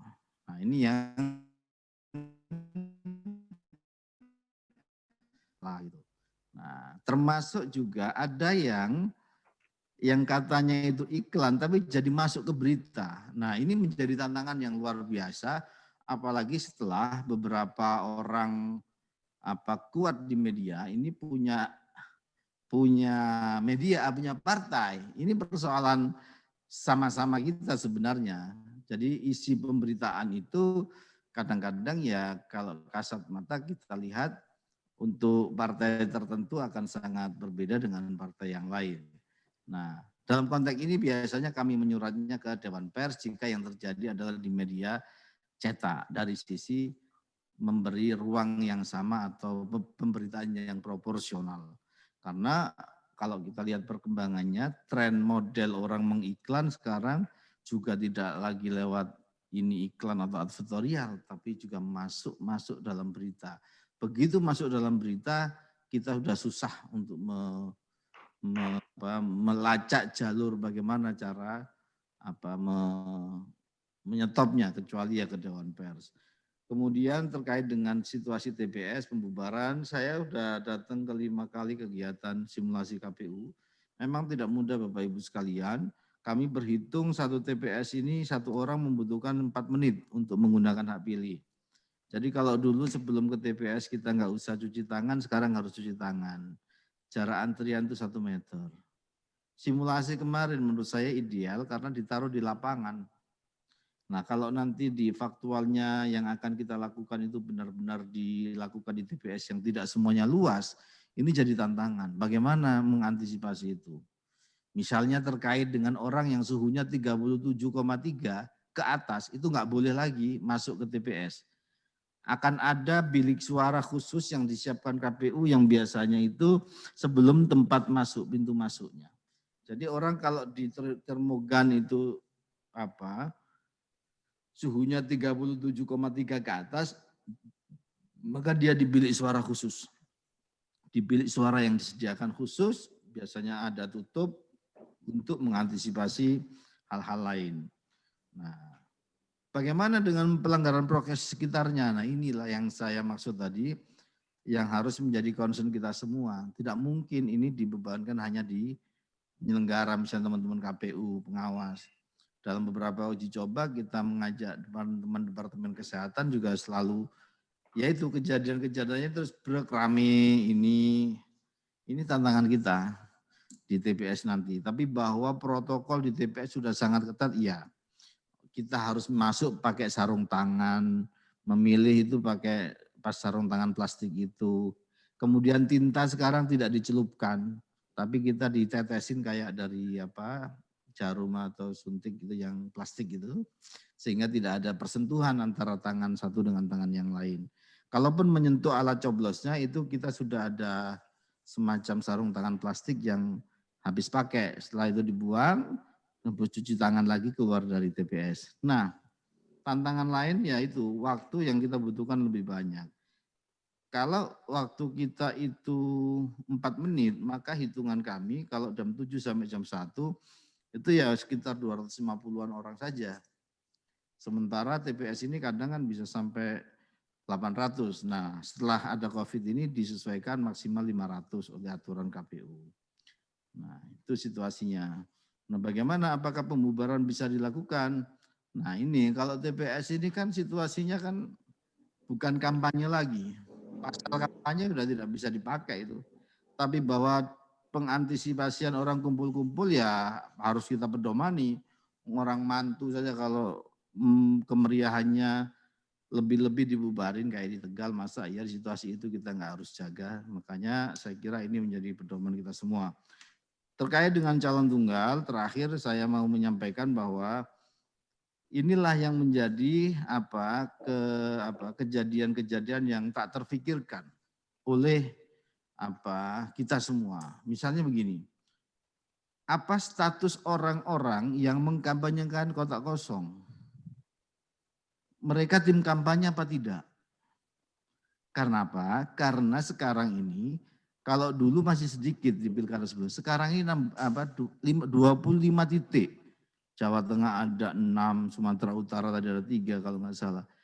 Ini ada daerah-daerah yang banyak orang aktif mengkampanyekan untuk kotak kosongnya. Tapi dari dimensi subjek, apakah dia tim sukses yang didaftarkan pasangan kotak kosong? Kan enggak, karena tidak ada calon. Maka kotak kosong itu kan artinya kan enggak ada calonnya gitu, jadi enggak ada tim suksesnya. Kan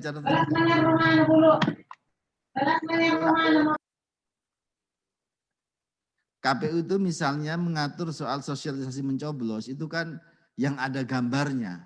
Nah, kotak kosong kan enggak ada. Kosong blank kan. Nah, itu juga situasi yang menjadi bab-bab yang kita ketahui setelah kejadian, termasuk ini beberapa daerah di Sumut tuh ada tuh. Anda memasuki daerah kotak kosong. Nah, sementara kalau aturan itu mengatur siapa yang bisa menjadi subjek dalam konteks kalau ada sengketa dan lain-lain, itu adalah pemantau. Maka di daerah ada kotak kosong, selalu kita dorong untuk pemantau lokal lebih giat untuk menjadi pemantau. Sehingga kalaupun nanti mereka melakukan hal-hal yang sifatnya pembelaan terhadap kotak kosong karena merasa tidak diperlakukan sama, itu ada legal standingnya dalam konteks kotak kosong. Nah, persoalannya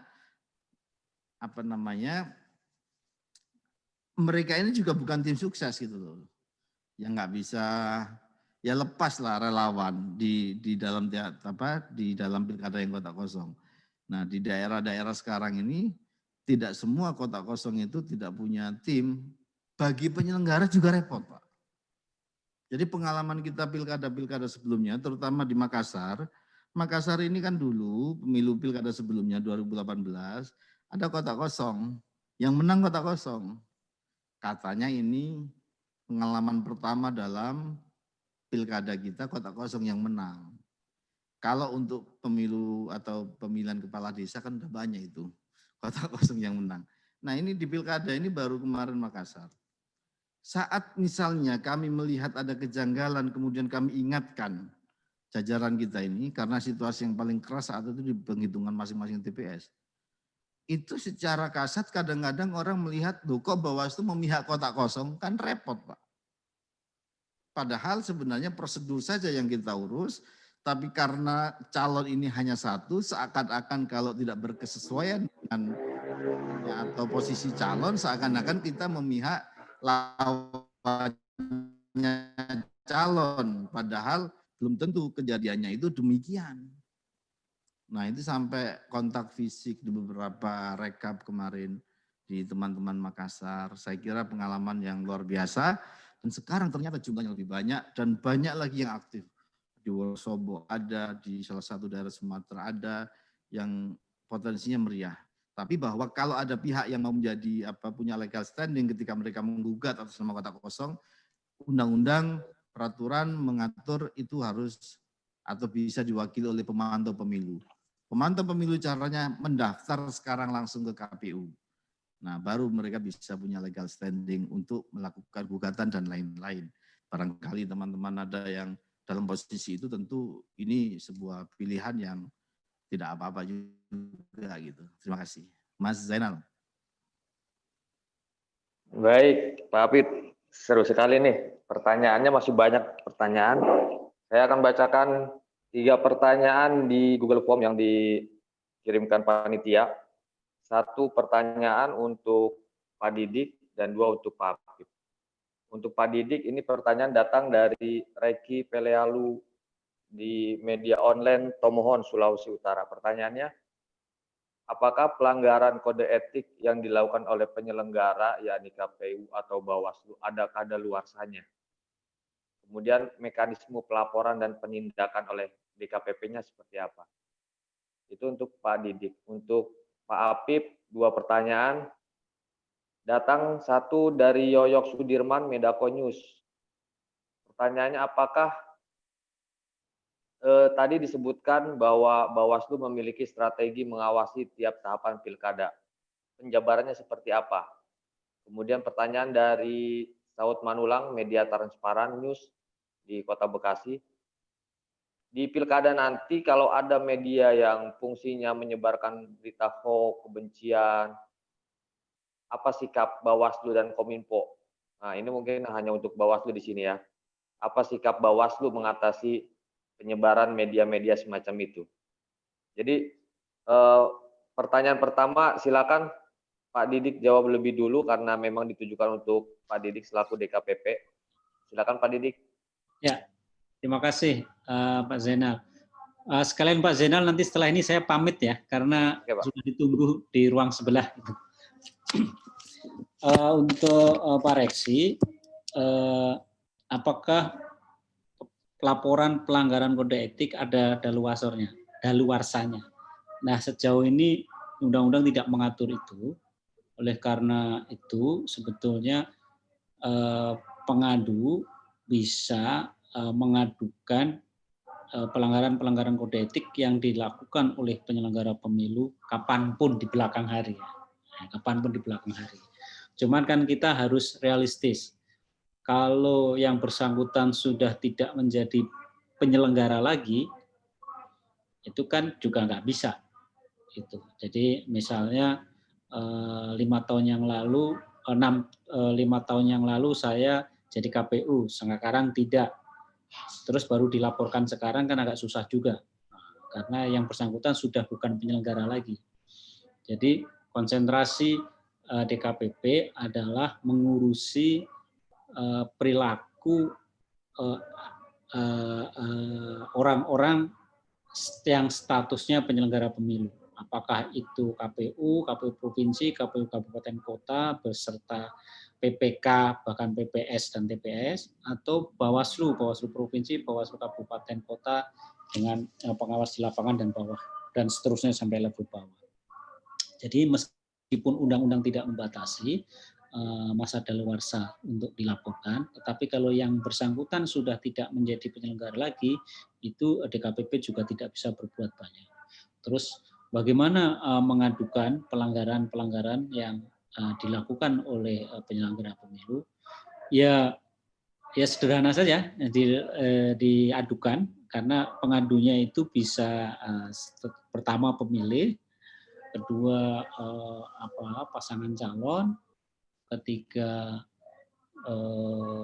partai politik ya, yang keempat ini Bawaslu, penyelenggara maksudnya. Penyelenggara juga bisa mengadukan.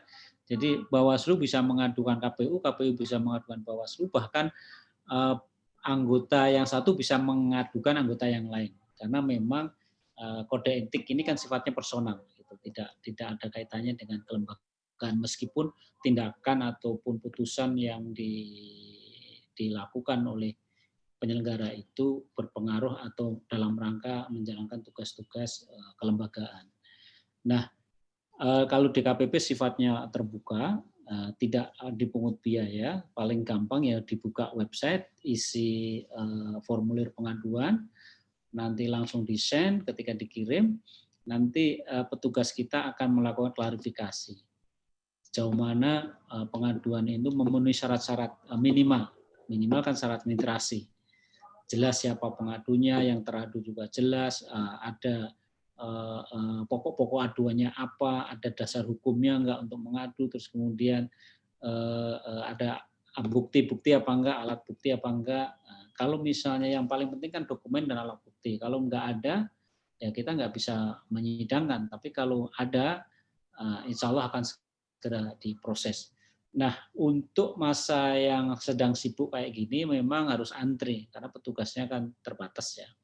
Harus antri, sehingga proses pengaduan sampai persidangan, kalau semua lancar ya, kalau diadukan kan kemudian diverifikasi material atau dalam bahasa kerennya gelar perkara gitu, kalau sudah diputuskan oke, di sidang, di persidangan selesai, baru nanti di rapat pleno pengambil putusan baru dibacakan.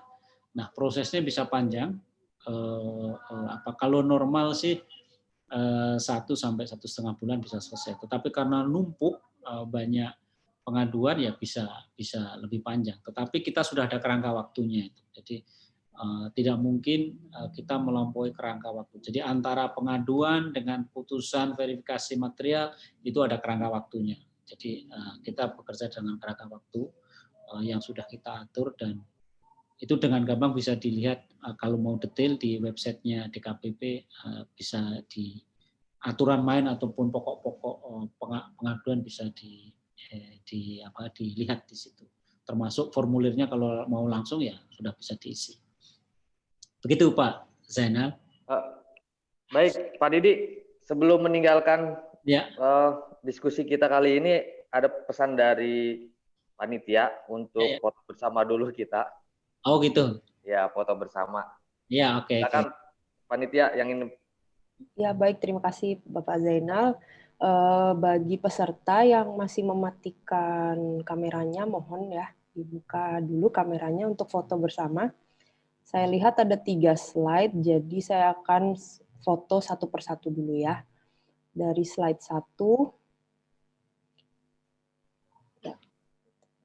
Saya akan hitung 1, 2, 3. Nah, oke.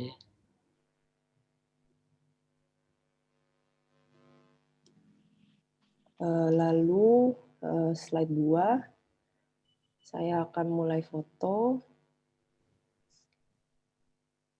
Masih banyak yang mematikan komputer kameranya, tapi tidak apa-apa. Ya. 1, 2,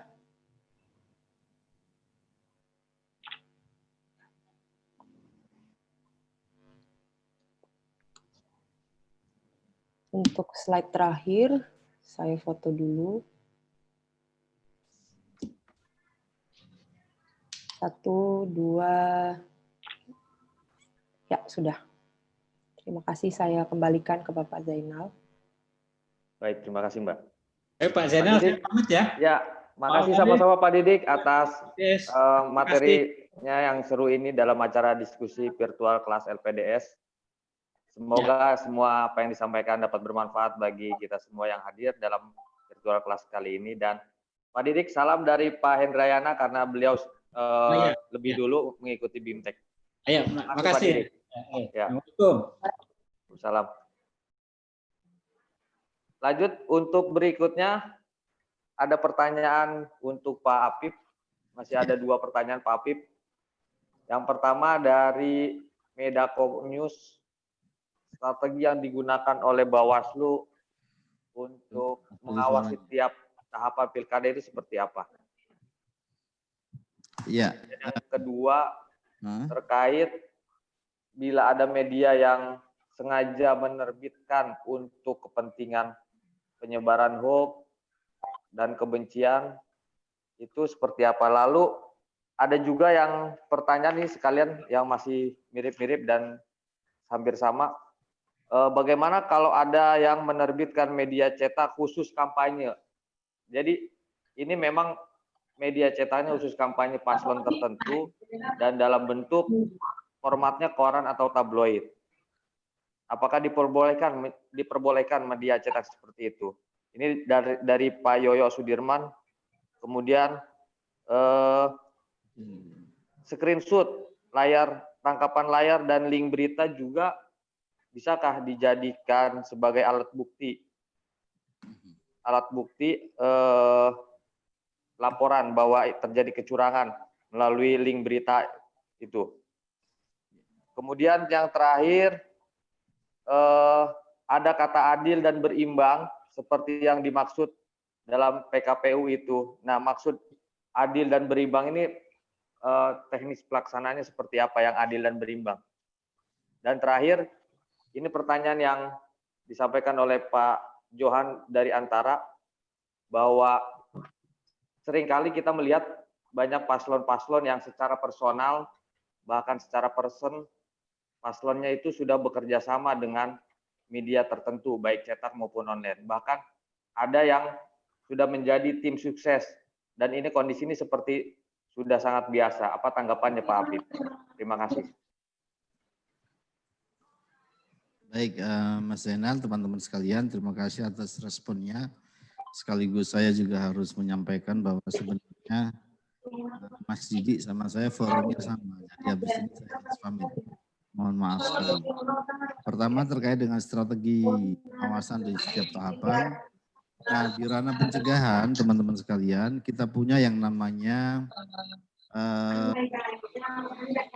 indeks kerawanan pilkada. Nah, indeks kerawanan pilkada ini sebuah indeks yang kita jadikan tolak ukur memetakan kerawanan masing-masing daerah. Misalnya kalau daerah itu rawannya adalah soal-soal yang terkait dengan kerawanan ujaran kebencian, maka yang kita intervensi adalah bagaimana kita memanfaatkan tokoh dan lain-lain untuk mengantisipasi hal itu. Kalau kerawanan yang kita petakan di situ adalah soal misalnya profesionalitas penyelenggara, maka bagaimana pengawasan kita yang kita maksimalkan adalah di sisi netralitas penyelenggara itu. Nah, indeks ini sudah dijadikan referensi oleh banyak lembaga yang lain, termasuk ketika wabah ini kita update dengan situasi COVID-nya.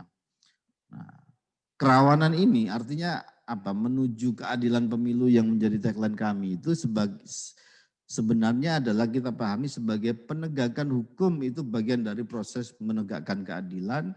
Pencegahan atas potensi pelanggar juga proses dari menegakkan keadilan.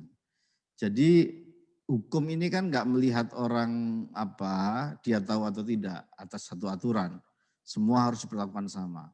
Tapi bagaimana kita memberikan informasi semaksimal mungkin yang bisa kita lakukan agar orang itu tahu mana yang boleh dan mana yang tidak boleh.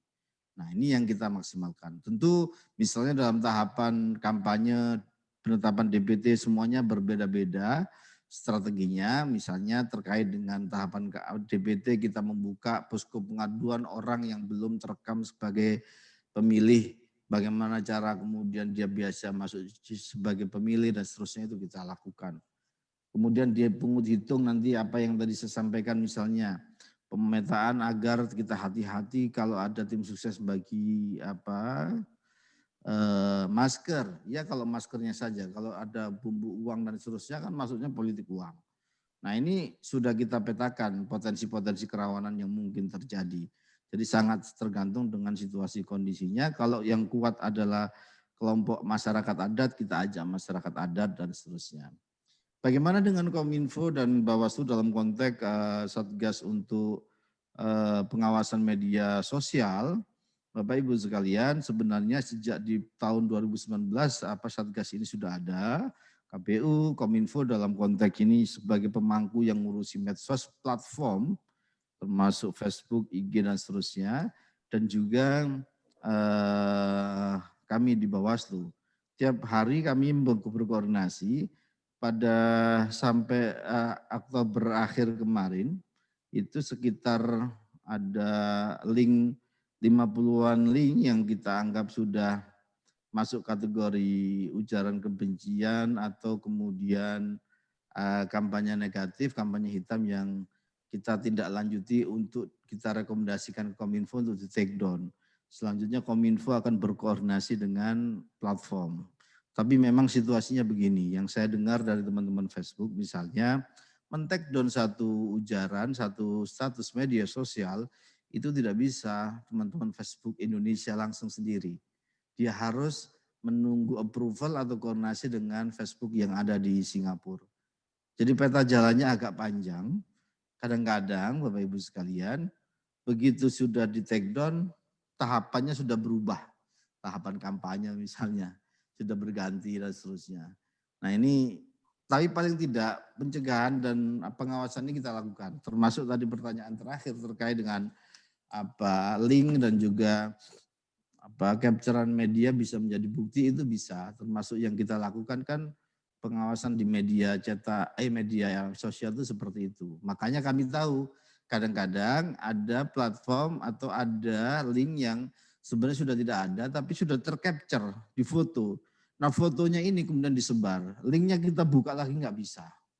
Nah ini memang kadang kayak jadi strategi dan ini yang kita harapkan untuk benar-benar dihindari lah. Toh yang namanya kampanye itu harusnya melakukan ujaran-ujaran yang baik. Meskipun orang yang berteori bisa mengatakan ya paling mudah memang pakai pemberitaan atau melakukan kampanye-kampanye hitam karena itu lebih cepat membakar emosi dan seterusnya.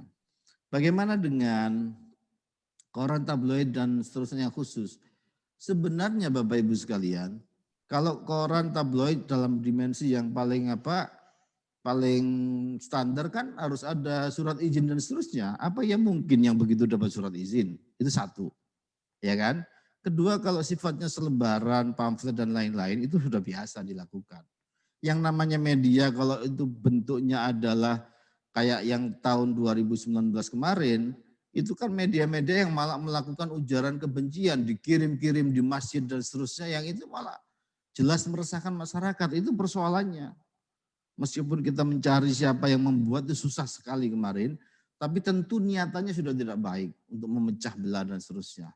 Nah itu yang diantisipasi. Sejatinya kalau informasi ke publik itu hal-hal yang baik, enggak memecah belah, tidak ada masalah. Tapi kalau kemudian definisi koran dan tabloid tim sukses khusus itu dalam arti koran yang sesungguhnya kan enggak, apa iya secepat itu mendapatkan izin dan seterusnya. Nah inilah yang kembali kita ke adil dan berimbang. Dalam diskusi kita dengan teman-teman semua Pimret Media saat diundang KPI ya, karena biasanya teman-teman KPI yang mengundang Pimretnya, misalnya tidak hanya penyiaran, waktu itu ada juga cetak. Salah satu yang menjadi diskusi kita begini, kalau ada partai A, dia sering sekali melakukan kampanye, ini saat Pilpres dan Pilkada 2018. Dia sering sekali melakukan kampanye sehingga banyak beritanya. Partai B itu tidak pernah kampanye. Sehingga sedikit beritanya. Nah, makna adil dan berimbang ini kan nggak mungkin sama pemberitaan partai A dan partai B. Karena aktivitas yang dilakukan kedua partai ini berbeda. Berbeda dalam arti frekuensinya jarang. Kalau partai A kampanye 10 kali, partai B kampanyenya 1 kali, masa iya sama-sama beritanya muncul 10 kali, kan susah kita bikin judulnya kalau untuk kampanye yang 1 kali. Nah, ini yang badan kontrolnya itu sebagiannya ada di teman-teman Dewan Pers yang akan berhak menilai. Maka kami sering berkonsultasi dengan teman-teman Dewan Pers terkait ini. Nah, tentu yang harus dipahami Bawaslu dalam konteks ini bukan untuk membatasi ansih. Hanya memang ini melanjutkan atau menjalankan bagaimana undang-undang itu mengatur soal pemberitaan yang berimbang, adil dan seterusnya, yang secara praktek itu susah kita lakukan, makanya kita tidak boleh sepihak. Pada situasi seperti itu kita akan sampaikan ke Dewan Pers yang akan menilai. Kuasa 100% di Dewan Pers. Dan bentuknya rekomendasi itu biasanya dikirimkan ke kami sebagai pelapor atau memberi informasi untuk ditindaklanjut 3 hari maksimal setelah surat rekomendasi itu diterima kami dan kami kirimkan ke pihak terkait. Nah, itu kira-kira yang dapat saya jawab, Mas Zainal. Saya kira itu ya semua yang sudah saya pertanyaan ke saya. Mohon maaf sekali jika kurang maksimal. Kita bisa lanjutkan lain kesempatan. Sekaligus saya pamit, ini Mas Zainal, teman-teman sekalian, Bapak Ibu yang menyelenggarakan kegiatan ini. Mohon maaf sekali jika ada yang kurang berkenan. Assalamualaikum warahmatullahi wabarakatuh. Waalaikumsalam warahmatullahi wabarakatuh. Mas Apip, Pak Apip, mohon kita foto bersama dulu sebelum meninggalkan acara. Pada teman-teman panitia, halo. Ya Bapak, foto tadi yang mungkin untuk khusus yang slide 1 saja ya Pak mungkin, karena tadi yang sisanya sudah saya foto. Jadi mungkin yang ada pas ada Pak Afifnya itu saya akan foto. Saya akan aba-abakan sebentar. Oke.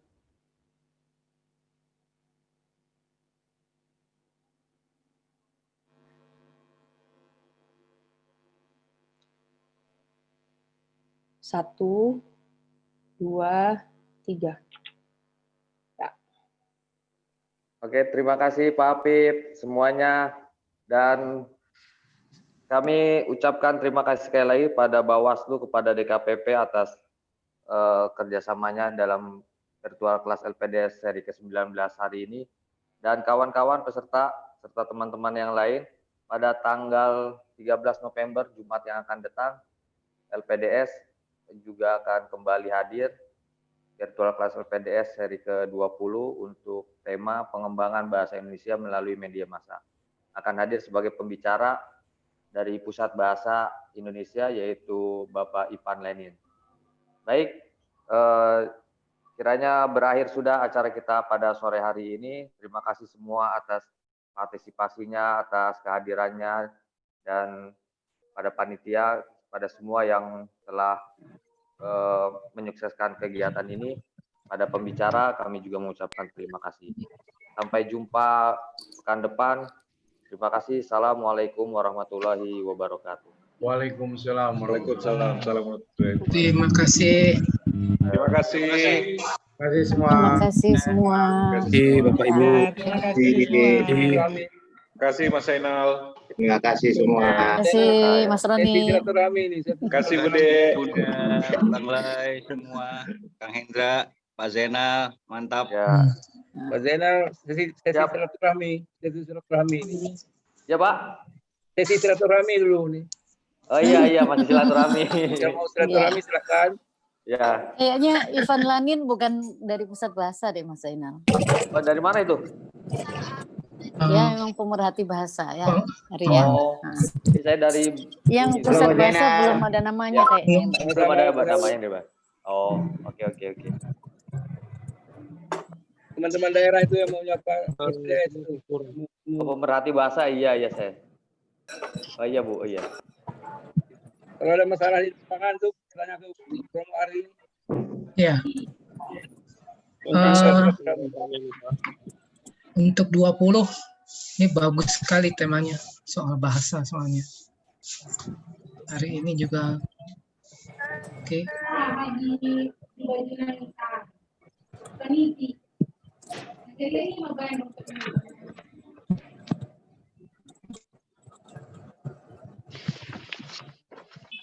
Kekerasan Bung Ari, kekerasan.